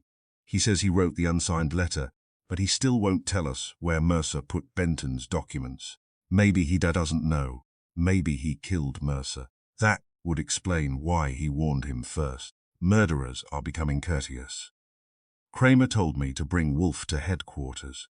I told him he would have better luck bringing headquarters to Wolfe. We compromised by having Hale brought to West 35th Street. At 11:30, Wolfe entered the office after his morning session with the Orchids. Gregory Hale sat in the red leather chair between Kramer and Pearlie Stebbins. Hale was 63, heavy through the chest and grey around the face. Years earlier, he had managed Harford Consolidated for Charles Benton. Now he looked like a man who had spent the night discovering that police chairs had been designed by enemies of sleep. Wolfe settled behind his desk. "You wrote the letter placed in Benton's mailbox," he said. Hale nodded. "Yes, the truth buried years ago will soon return." "Yes, why disguise your handwriting?" "So no one would know it came from me. That explains concealment, not delivery." "Why place it in a dead man's mailbox? Because Mercer would understand, would he?" Hale hesitated. He had learned how Benton used it. "As a signal point after Samuel Pike disappeared." "Yes. I said an unstamped envelope meant hidden records had been found." Hale looked at me. "Mercer told me that." Wolfe's eyes narrowed. "When, 2 months ago, he came to my apartment asking about Benton's private files. Did you tell him about the compartment beneath the mailbox?" "Not then." "When?" 3 weeks ago. That was when Mercer began searching Benton's warehouse and Margaret Doyle's storage box." Hale rubbed his hands together. "I had kept quiet for 5 years. Then Mercer showed me copies of the warehouse accounts. He knew Douglas Pierce had moved money through Civic Development Bureau. He knew Edward Collins's signature had been forged. He asked whether Benton had kept proof." "You told him where?" Wolfe said. "Yes. Benton showed me the compartment the night before he died. There was a packet inside. What did it contain? I saw only the top sheet. It was a bank authorization bearing Pierce's trustee number." "Why did Benton show it to you?" "He wanted a witness," he said. Pierce had stolen from him and intended to blame Collins. Kramer leaned forward. "Why didn't you tell the police when Benton died?" "Because the packet was gone." "Who removed it?" "I don't know. You knew about the compartment." "So did Benton, possibly Pierce. Benton had told him the truth would be found if anything happened." Wolfe said, "You wrote the warning after Mercer removed the packet." "Yes. I wanted whoever had killed Benton to know the proof had survived." Kramer's cigar moved sharply. "You just said killed." Hale looked at him. "I should have said died." "No," Wolfe said. "You chose the correct word. Why?" Hale remained silent. Wolfe studied him. "Mr. Hale, you did not revive a secret signal merely because an attorney stole money. Fraud does not explain 5 years of fear. You believe Charles Benton was murdered." Hale's shoulders dropped. "I heard him accuse Pierce of trying to kill him." The room quieted. "When?" I asked. "The afternoon before Benton died. I went to the house to discuss the warehouse payroll. Benton was in his study with Pierce. The door was not fully closed." "What did Benton say?" He said, "You have been changing more than figures. You changed the medicine." Pierce told him he was imagining things. Benton said he had sent a sample to be tested. Kramer said, "What medicine? I don't know." Benton had heart trouble. He took drops in water every evening. Wolfe's fingers pressed against the arms of his chair. "Did you tell Mercer?" "Yes." "And Mercer investigated Benton's medical history?" "Yes." Kramer stood. "Why didn't you tell us yesterday?" "Because I had no proof." "You had knowledge. I had overheard 2 sentences 5 years ago. You also broke into the Benton property carrying tools." "I went to see whether Mercer had returned the packet." "Why would he?" "He said the mailbox would be the safest place if he needed to hide it again." Wolfe said, "But the compartment was empty." "Yes." "Did you kill Mercer to recover the papers?" "No." "Did you enter his office?" "No." "Did you search Margaret Doyle's storage cabinet?" "No." Wolfe closed his eyes. After several seconds, He opened them. Mr. Kramer obtained Benton's complete medical records, including prescriptions and pharmacy accounts. Also determine who requested access recently. Kramer glared. You think I need instructions? Your need is evident. By 2 that afternoon, Kramer's machinery had produced a physician, 2 hospital files, and a pharmacist who had retired to New Jersey but was unable to retire from memory. Dr. Arnold Wells had treated Charles Benton during the final 3 years of his life. He came to the brownstone carrying a black case, though no one required medical treatment except Kramer's blood pressure. Wells was nearly 70, with white eyebrows and a careful voice. Mr. Benton suffered from an irregular heartbeat, he said. He took a digitalis preparation under supervision. What were the circumstances of his death? Wolfe asked. He collapsed at home shortly after midnight. I was summoned, but he was dead when I arrived. Symptoms before death. His secretary reported nausea, confusion, weakness, and visual disturbance. He complained that lights appeared yellow. Wolfe looked at me. I did not need a medical degree to understand that the color mattered. Are those symptoms consistent with a stroke? Wolfe asked. Some could be. At the time, his blood pressure and cardiac history made a cerebral event plausible. And digitalis poisoning. Dr. Wells's lips tightened. Also possible, Kramer said. Why wasn't there an autopsy? Benton's family objected. His death appeared natural. I had no evidence of poisoning. Who reported the symptoms? Miriam Cole telephoned me earlier that evening. Benton had sent for her after dismissing Margaret Doyle. Did you examine the medicine bottle? No. It was missing when I arrived. Missing? I assumed someone had discarded it. Wolfe said. Who was present at the house? Miriam Cole, Douglas Pierce, Edward Collins, and Gregory Hale arrived at different times. Mr. Pierce was present when I came. Who summoned you? Pierce. Who told you Benton had taken his medicine? Pierce. That gave Kramer something to chew besides his cigar. Wells opened the hospital file. A laboratory request had been clipped inside. 2 days before Benton died, the doctor had ordered an analysis of a digitalis sample. Benton claimed tasted unusually bitter. The test was never completed, Wells said. Why? I asked. The sample disappeared from the laboratory before examination. Who delivered it? Douglas Pierce. Said he trusted no servant with it.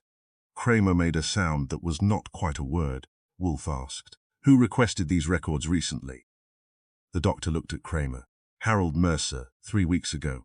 Did you give them to him? I permitted him to read the office copies. He was interested in the missing sample and the symptoms reported before death. Did anyone else inquire afterward? Yes. A man telephoned claiming to represent the Benton estate. Name? He said Edward Collins. Kramer asked. Was it Collins? I could not identify the voice. What did the caller want? To know whether Mercer had copied the records. And had he, Doctor? Wells nodded. Several pages. The missing copying receipt in Mercer's office was acquiring relatives. After Wells left, Saul arrived with another report. He had traced Benton's prescriptions through the retired pharmacist. The digitalis bottle had been refilled 3 days before Benton died. Douglas Pierce's office messenger collected it. The pharmacist's original ledger showed the proper concentration. A later insurance copy carried an altered figure, 10 times stronger. Who submitted the insurance copy? Wolfe asked. Pierce's office, Saul said. Kramer said. That is enough to question him. It is enough to frighten him, Wolfe replied. Questioning him prematurely may achieve only that. I'm not protecting his nerves. You should protect your case.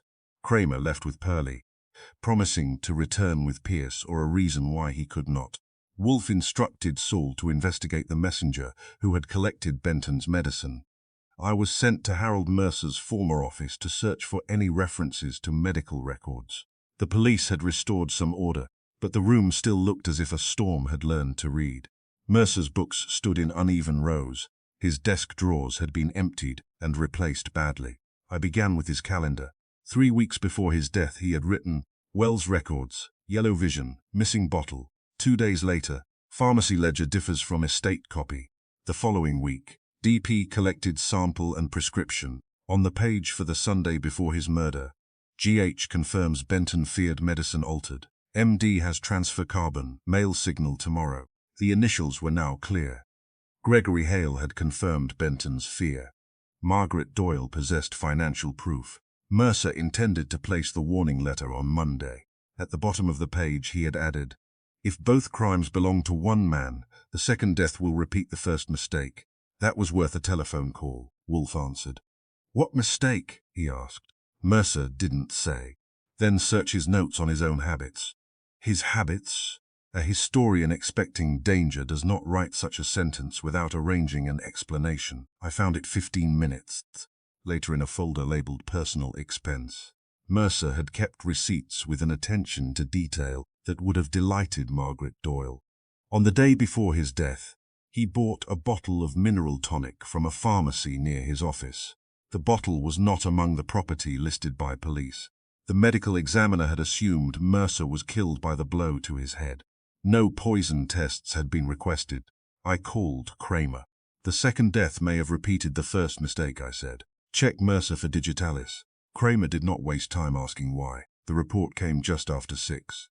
Harold Mercer had digitalis in his system at a level capable of causing severe weakness and confusion, though not necessarily immediate death. The blow to his head had finished what the drug began. His killer had poisoned him first.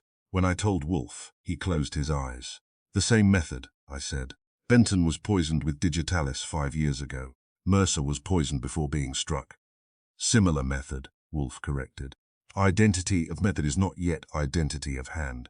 But Pierce had access to Benton's medicine and knew Mercer had copied the medical records. "Yes, he also had financial motive in both cases." "Yes, you are making agreement sound painful." "It often is." The doorbell rang. Kramer entered alone. He looked as though the city had personally disappointed him. "Pierce is gone," he said. "Gone where?" I asked. "His office says he left yesterday afternoon for Albany. No hotel reservation, no train ticket under his name." Wolfe opened his eyes. "What did you find in his office?" "A locked cabinet containing copies of Benton's medical file, Mercer's first newspaper article on Harbor Consolidated, and photographs of Benton's mailbox." "Anything?"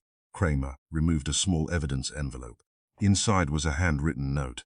"Harold Mercer has the Benton Packalick. Recover it before he reaches the polis." "No signature?" I asked. "Typed envelope. No prints." Wolfe examined the note. "This handwriting is not Pierce's." Kramer frowned. "How do you know?" "Because it is Margaret Doyle's." I looked at him. "You saw her writing on the envelope in box 317. "Yes." Kramer said. "Then Doyle warned Pierce, or someone copied her hand." The neat solution had become untidy again. Wolfe leaned back and brought his fingertips together. 5 years ago, Charles Benton discovered that money had been diverted through companies administered by Douglas Pierce. Benton also learned that his medicine had been altered. He hid financial proof in the mailbox compartment and told Gregory Hale enough to make him a witness. "Pierce poisoned him," Kramer said. "Probably. And now Mercer found the proof." "Yes." He reconstructed the financial theft, obtained the medical records, and revived the mailbox signal to provoke the person responsible. That person poisoned and killed him. Again. "Probably," I said. "You told me not to assume the 2 crimes had one killer. I told you the conclusion required proof. It now has structure." Wolfe looked toward the window. Evening had darkened West 35th Street, and the glass reflected the office lamps, the bookshelves, and the people gathered around a dead man's records. The killer of Benton believed the medical evidence had vanished, and the financial proof was hidden beyond recovery, Wolfe said. "Harold Mercer found both trails. That is why he died." "Then Pierce is our man," Kramer said.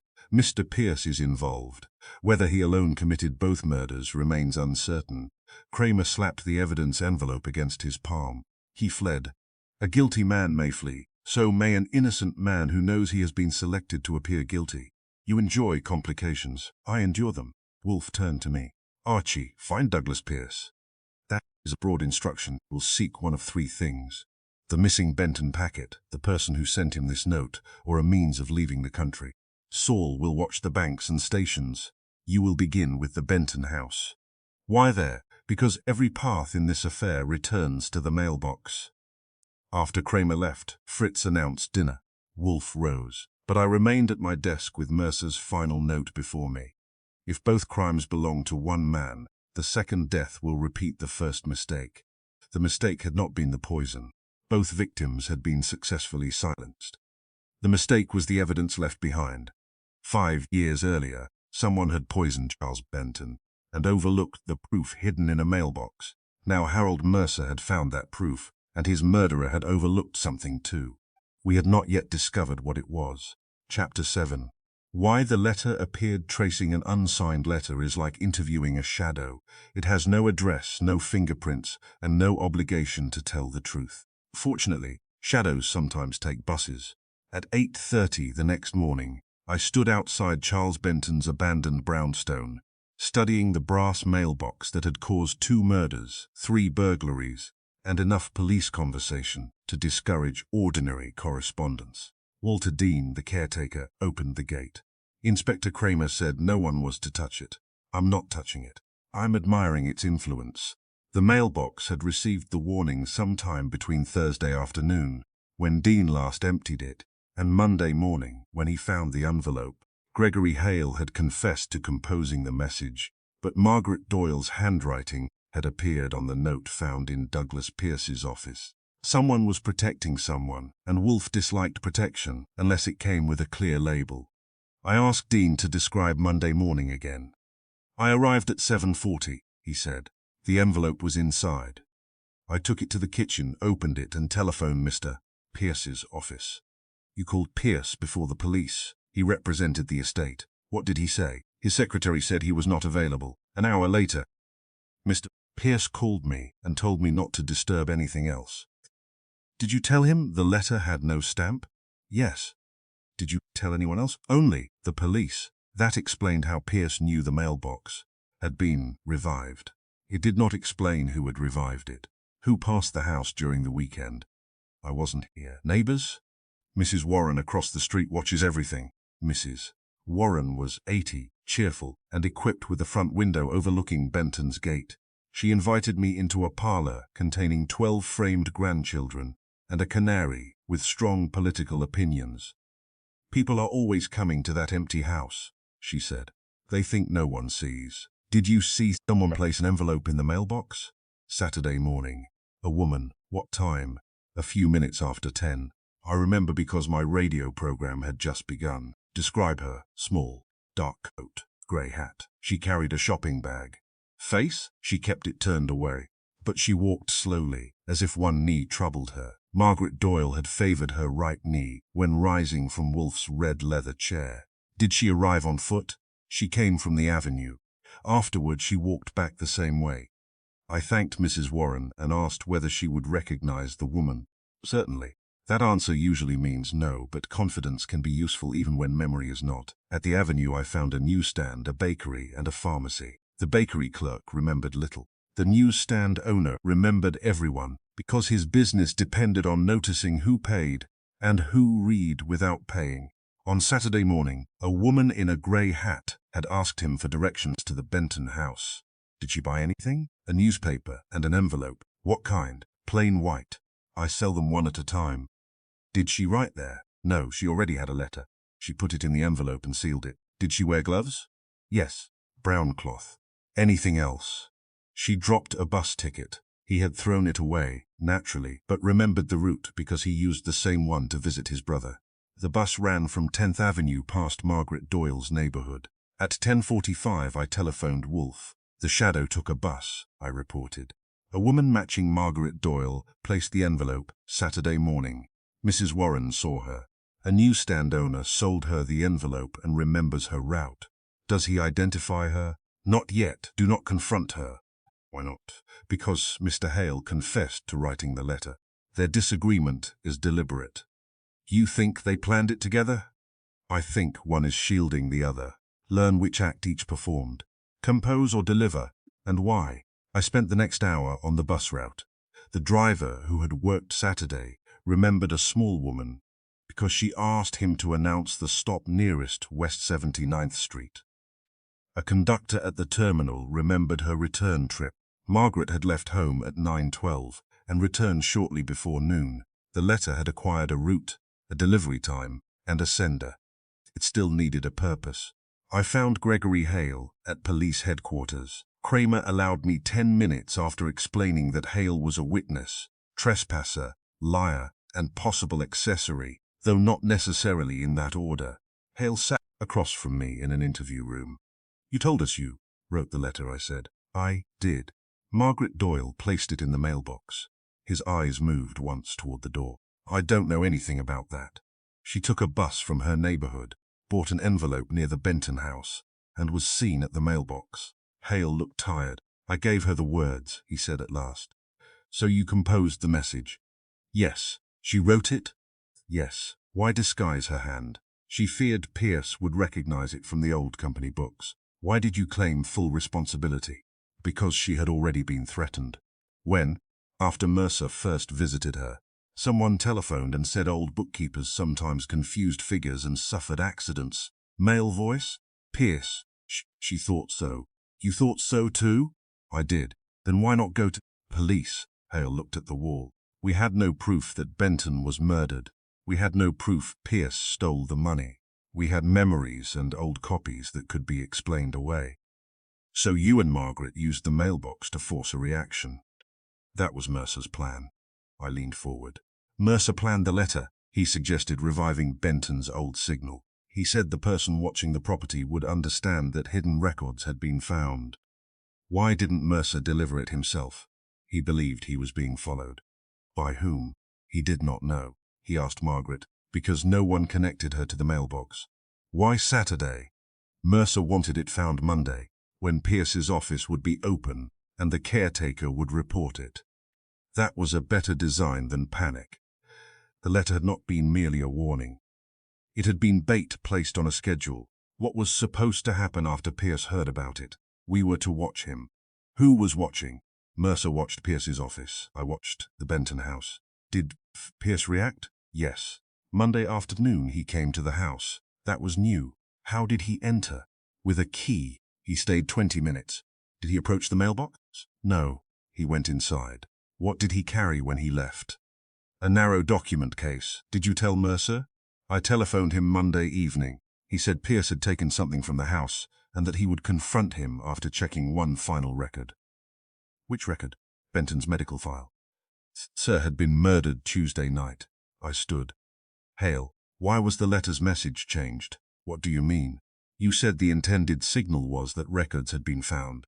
The message in the mailbox said the truth, buried years ago, would soon return. Why not state that the records had been found? Margaret changed it. Why? She believed Pierce would destroy evidence if he knew exactly what Mercer possessed. She wanted him frightened, not informed. I went directly from headquarters to Margaret Doyle's apartment. She lived on the 4th floor of an old building with clean stairs and a brass knocker polished by discipline. She opened the door after I rang twice. "You were told not to leave," I said. "I have not. You were also expected to tell the truth." I was not aware that expectation had legal force. Her sitting room was neat enough to make my shoes feel irresponsible. Account books stood on one shelf. A photograph of Agnes Doyle occupied the mantel. Margaret sat in a straight chair. I remained standing. "You delivered the letter to Benton's mailbox." She looked at me without surprise. "Gregory told you." "New York told me." Gregory merely stopped denying it. She folded her hands.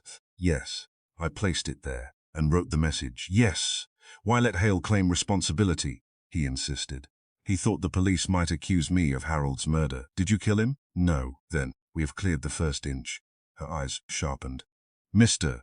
Goodwin, I did what I believed necessary."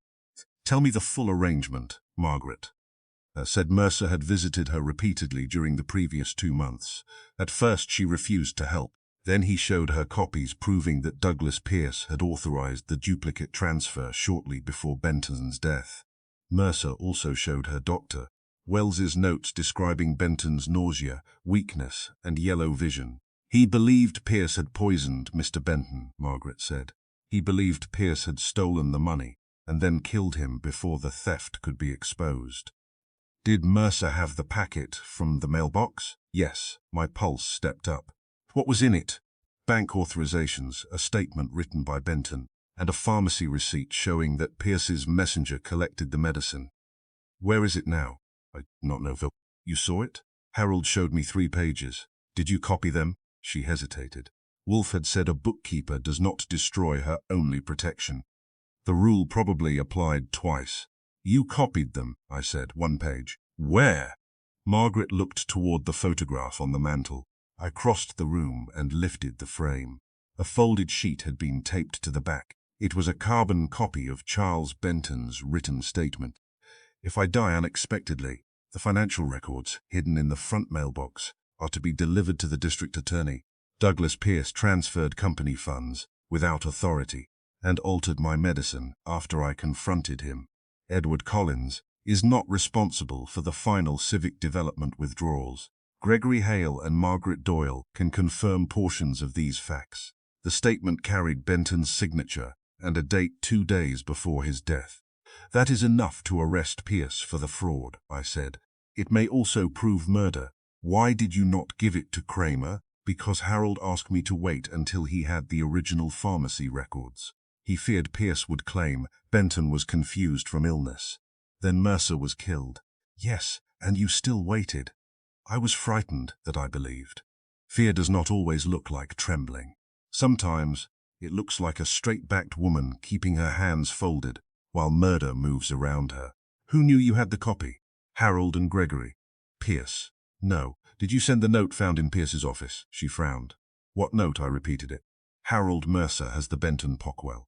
Recover it before he reaches the police. Margaret's face lost color. I did not write that. The hand resembles yours. Someone copied it. Who had samples? Mr. Pierce. I kept the company ledgers for years. That explained the imitation. The note had been designed to make Margaret appear to warn Pierce, or to make Pierce believe she had betrayed Mercer. Did Mercer tell you where he would hide the packet? No, he said. The safest place was one the thief had already searched. That sounded like Mercer, and it sounded like a clue. Wolfe would insult me for not understanding quickly enough. I telephoned the brownstone. Wolfe listened to my report without interrupting. The original packet was removed from the mailbox by Mercer, I finished. Margaret copied Benton's signed statement. Mercer said he would hide the packet where the thief had already searched. Bring Miss Doyle and the carbon here. You know the hiding place, Mist. I know several possibilities. Kramer must search them simultaneously. Which? Mercer's office, his apartment, the Benton study, box 317, and the warehouse. All have been searched. Precisely, I called Kramer. He complained that his men had already examined all 5 locations.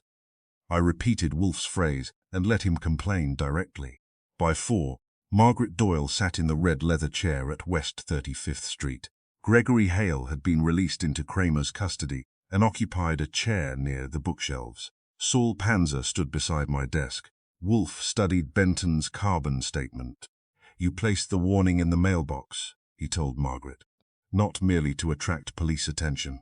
No, you intended it for Douglas Pierce. Yes. How would he learn of it? Walter Dean would call his office because Pierce represented the estate.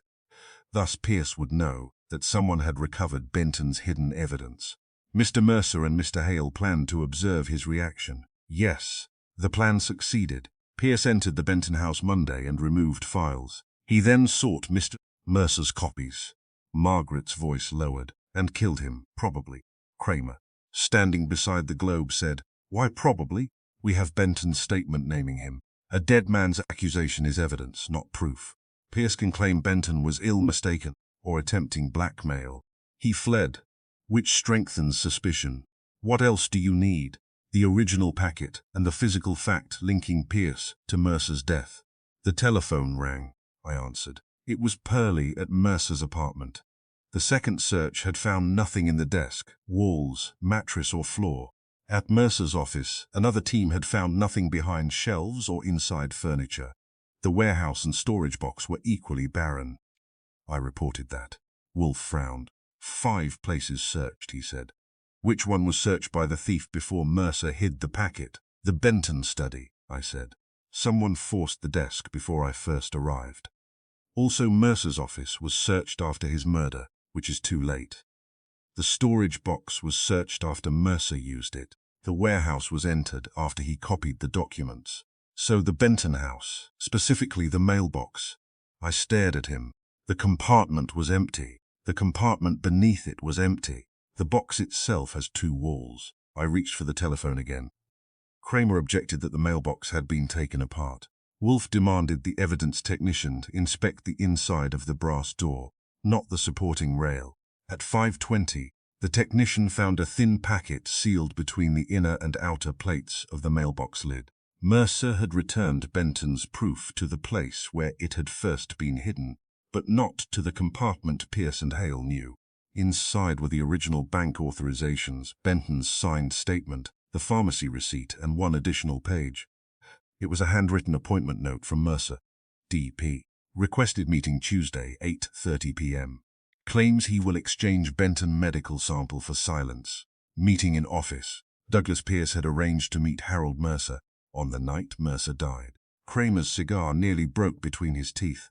"That is enough," he said. "To charge him when found," Wolfe replied. "Not to find him." Saul spoke from beside my desk. "I may have that." He had traced a withdrawal from an account Pierce controlled. That morning, $5,000 had been collected by a messenger and delivered to a hotel near Grand Central under the name Daniel Price. Kramer headed for the door with Pearlie. Wolfe said, "Do not arrest him privately." Kramer turned. "What? Bring him here. You want a murderer delivered to your office? I want the truth delivered, mister. Pierce may supply only part of it." Kramer stared at him for 2 seconds, then left without agreeing. Margaret Doyle watched the door close. "My letter caused all this." "No," Wolfe said. "The crimes caused it. Your letter merely denied them further concealment." She looked at the brown carbon copy in Wolfe's hand. "I wanted the police to reopen Benton's death. I did not expect Harold to die. You offered bait to a dangerous man without controlling the trap." Her face tightened. Wolfe's voice softened by perhaps half an ounce. "But without the letter, mister, Benton's murder would have remained natural, mister. Mercer's research would have been dismissed as historical curiosity, and the original proof might never have been found," I said. "The message reached its intended recipient." "Yes, it reached Mr. Pierce, the police, and us. The writer intended only the first. Fortunately, letters are sometimes less obedient than their senders." Outside, evening traffic thickened along West 35th Street. Fritz entered to announce dinner, but Wolfe remained seated. The unsigned warning had traveled by bus, been written with a disguised hand, and entered the mailbox of a man dead 5 years. Margaret Doyle had not written it to confess, threaten, or kill. She had written it because the living were afraid, and the dead had been ignored. The letter had done what she intended. It had made the buried truth impossible to leave alone.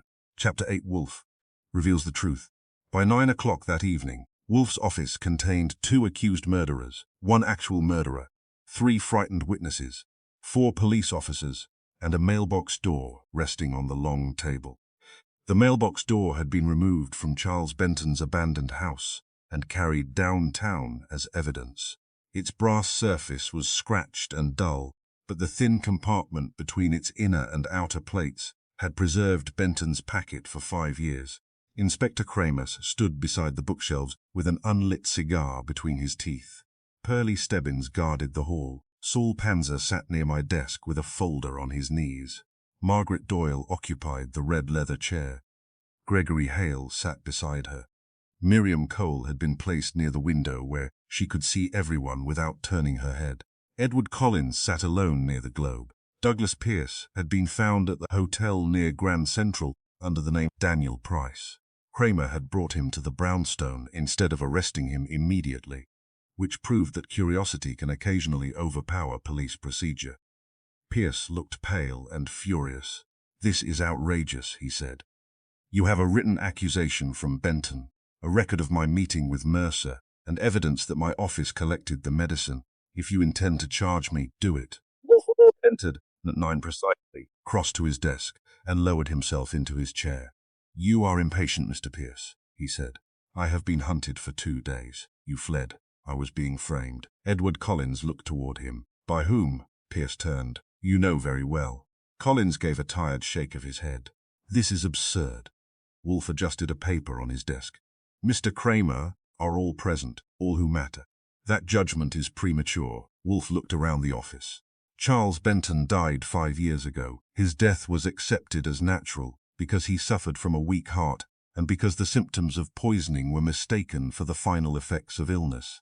Harold Mercer died this week after discovering that Benton had been murdered. Kramer removed the cigar from his mouth. We know that much. No. You know that both men received excessive digitalis. You have not known who administered it. Pierce leaned forward. Benton's statement names me. Wolfe lifted the sheet recovered from the mailbox. It does. The statement declared that Douglas Pierce had transferred company money without authority and altered Benton's medicine after being confronted. Wolfe placed it beside a second document.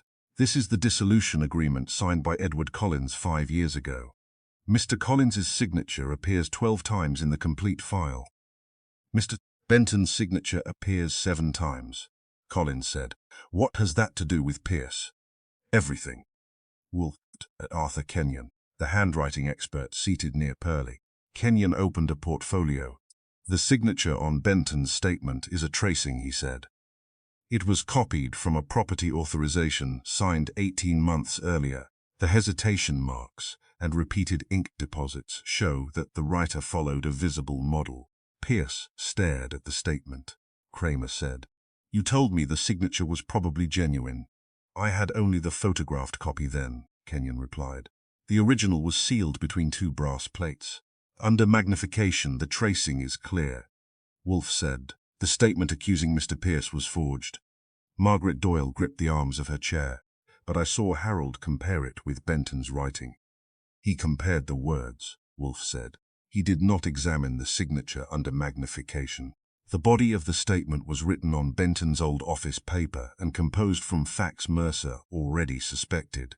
Collins shifted in his chair. "So Pierce may have been framed," he said. "That does not explain who framed him. It does when combined with the financial records." Saul rose and placed 3 bank statements on Wolfe's desk. The money diverted from Benton Collins Properties had passed through Civic Development Bureau and then into a numbered account. Earlier records appeared to connect that account with Pierce's trustee code. Wolfe tapped the code. This number did not identify the person making the transfer. It identified the trust through which the transfer passed. Anyone possessing the partnership authorization forms could copy it. Margaret said, "I believed only Mr. Pierce knew the code." "No, you entered it in the ledgers. Mr. Benton knew it. Mr. Collins saw it each month on the trust statements." Collins frowned. "Hundreds of people could have seen it. Hundreds did not profit from it." Saul opened his folder. "The numbered account was closed the day after Benton died," he said. "The money moved to a private investment company called Eastern Municipal Holdings. That company was controlled through 2 nominees. The final owner was Edward Collins." No one spoke for several seconds. Collins looked at Saul. "That is false. The bank records are certified," Kramer said. "I never owned such a company." Saul removed another paper. "Your personal attorney created it. Your secretary paid the annual filing fees. The proceeds purchased bonds later deposited into your investment account." Collins's face had become rigid. Pierce said, "You used my trustee number." Collins turned on him. "You administered Benton's accounts. I prepared documents. You handled the partnership books." Wolfe lifted a hand. "Mr. Collins embezzled money from the partnership. He created duplicate transfers and concealed the second payment by copying Mr. Pierce's trust code. He forged his own signature badly on one authorization so that, if discovered, he could claim someone else had used it." Kramer said, "The protest letters Collins wrote to Benton, prepared as insurance. Mr. Collins accused Benton of copying his signature before Benton had publicly discovered the theft. Letters were designed to support the defense he has repeated to us." Collins stood. "I will not sit here and listen to this." Pearlie moved in front of the door. Wolfe said, "You will sit." Collins looked at Kramer, then returned slowly to his chair. Wolfe continued. "Benton discovered the duplicate transfers 3 weeks before his death. Margaret Doyle had already noticed them. He dismissed her to prevent Mr. Collins from learning how much had been found." Margaret looked startled. "I believed he dismissed me because he blamed me. He was protecting the inquiry, not you." He then confronted Mr. Collins. Miriam Cole spoke from beside the window. I heard them argue. Collins turned toward her. He continued. It was the evening before Mr. Benton died. Mr. Collins said he would lose everything. Mr. Benton told him he should have considered that before stealing. You never told the police that, Kramer said. I was afraid, Mr. Collins came to my apartment after the funeral and warned me that suspicion would fall on anyone repeating Benton's final accusations. Collins said, she is lying. Wolfe ignored him. Benton assembled proof. Some records were placed in the mailbox compartment. He showed Gregory Hale the hiding place because he wanted a witness. Gregory Hale nodded. I saw the bank authorization. Mr. Collins also learned of the compartment. He had watched Benton use the mailbox during their partnership disputes. After poisoning Benton, he opened the compartment, removed several genuine pages, and inserted the forged statement accusing Mr. Pierce. Pierce's voice was hard. Why accuse me? Because your office collected Benton's medicine, and because your trustee code appeared on the transfers. You were already positioned to carry the blame, Kramer said. The pharmacy receipt is genuine. Certainly. Pierce's messenger collected the correct prescription. That fact was never in dispute. Wolfe looked toward the office door. Fritz admitted a thin, middle-aged man wearing a dark suit. He introduced himself as Raymond Sykes, formerly a messenger in Pierce's office. Sykes remained standing. 5 years ago, Wolfe said, you collected Benton's medicine from the pharmacy. Yes.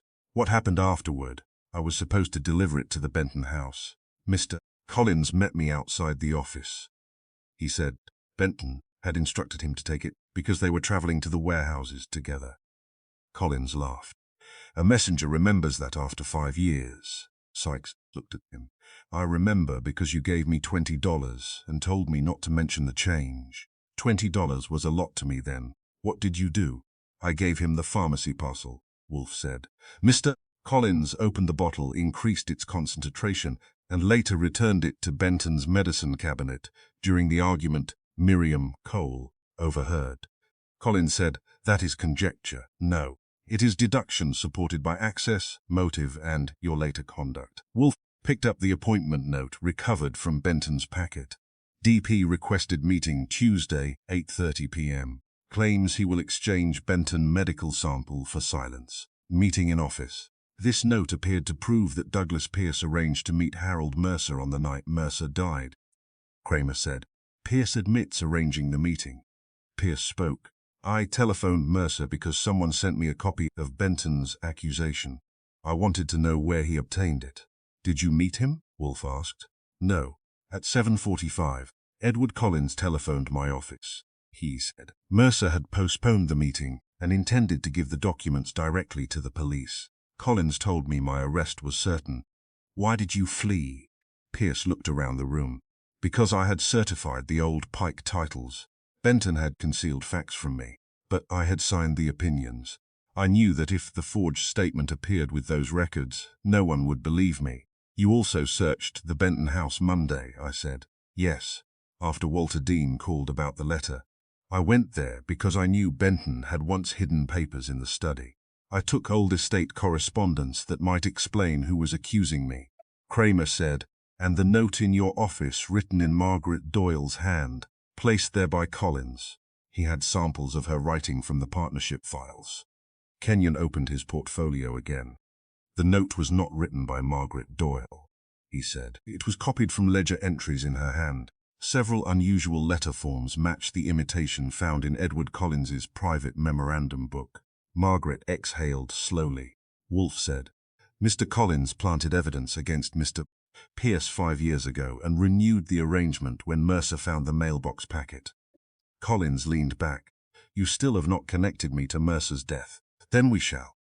Wolfe turned to Gregory Hale. You and Margaret Doyle composed the unsigned warning. Hale nodded. I suggested the words. Margaret wrote and delivered it. The letter was intended to frighten the person responsible for Benton's death and force him to react. It succeeded, I said. Collins knew the letter was in the mailbox before the police made that public. Yes, when Mr. Goodwin questioned him, he denied putting anything in the mailbox, though no one had told him where the document had been found. Collins said, someone mentioned it. No one did. Wolfe continued. Mr. Collins watched the Benton house because he knew the forged statement and remaining financial records were hidden there. When the unsigned warning appeared, he believed Mercer had recovered the packet. That applies to Pierce too, Collins said. Mr. Pierce entered the house openly with his estate key. You entered later through the side gate, carrying a revolver and Samuel Pike's ledger. I was protecting my property. You were searching for evidence. Wolfe selected another report. Harold Mercer was poisoned with digitalis before being struck in his office. The mineral tonic bottle was missing. Police have now found the bottle. Kramer looked at him sharply. That part had not been included in our earlier discussion. Where? In a refuse container behind Mr. Collins's office building. Collins's expression did not change, but as his left hand his knee, he said, thousands of people use that container. True, the bottle alone is insufficient, but the cap carried a trace of sealing wax used by Mr. Collins's accounting department to close confidential packets. That wax is sold everywhere, not with powdered blue pigment added for the Collins Company seal. Saul placed a small evidence envelope beside the report. The laboratory matched it, he said. Wolfe continued. Mr. Collins telephoned Mercer and offered information about the old partnership.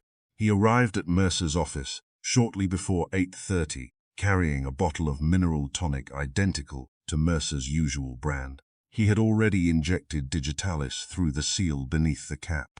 Collins said, no witness saw me. A bookshop clerk saw you enter the stairway carrying a paper sack.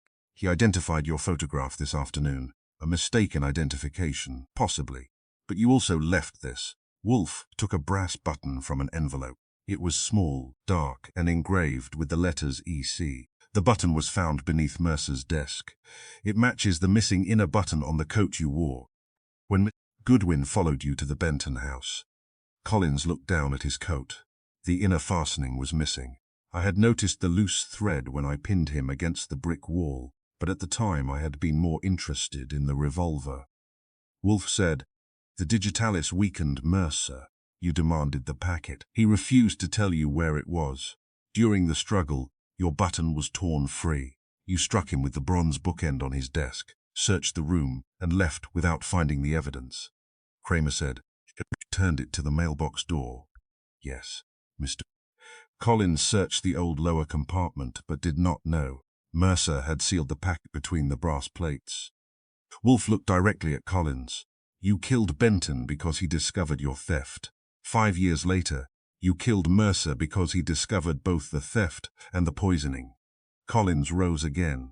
This is a performance. You have documents that can be interpreted in a dozen ways. Witnesses remembering convenient details after 5 years, and a button that could have been planted. Wolfe nodded. Then one final matter. He lifted a sheet from Saul's folder. This is a copy of the missing civic development transfer, bearing Benton's private notation. It states that the diverted money was deposited in Eastern Municipal Holdings, and names the person who ordered the transaction.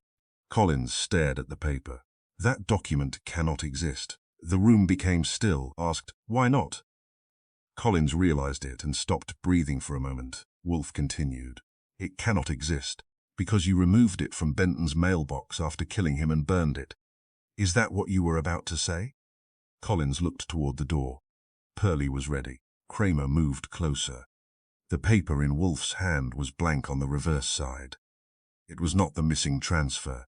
Saul had prepared a harmless copy with the correct heading. Collins's shoulders sagged.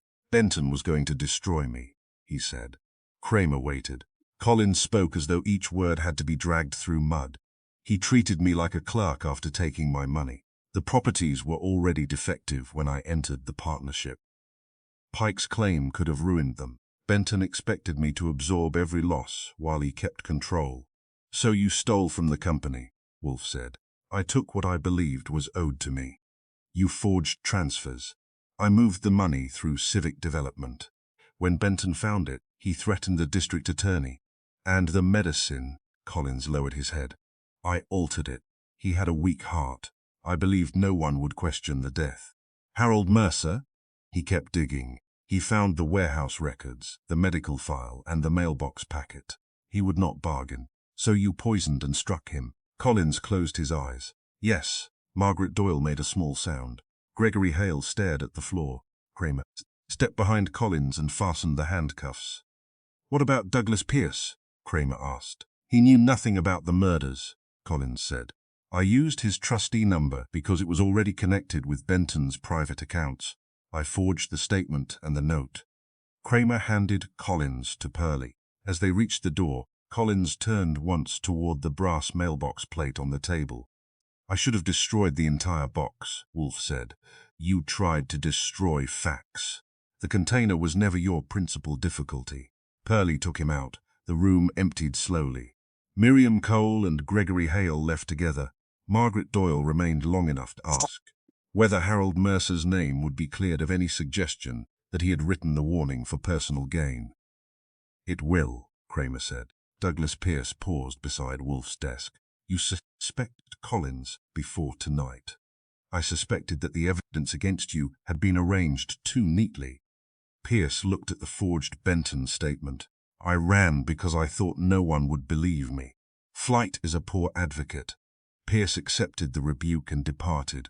Kramer collected the evidence folders. You could have told me the last transfer was a fake. You might have looked at it too closely. Kramer put on his hat. Someday that mouth will get you arrested. Then I shall expect competent representation. Kramer left. Fritz came in to gather the glasses and announced that cold chicken, fresh bread, and a mushroom dish were available. Wolfe's expression improved for the first time that evening. I looked at the brass mailbox door. All of this because someone mailed a letter to a dead man. Wolfe closed his eyes. No, Archie, the letter was mailed to the living. The dead man merely provided an address they could not ignore. Why did the mailbox matter so much? Because forgotten places are often the safest repositories. People search vaults, desks, and locked cabinets. They neglect the ordinary object that has outlived its purpose. He opened his eyes and rose. Charles Benton's mailbox no longer received letters.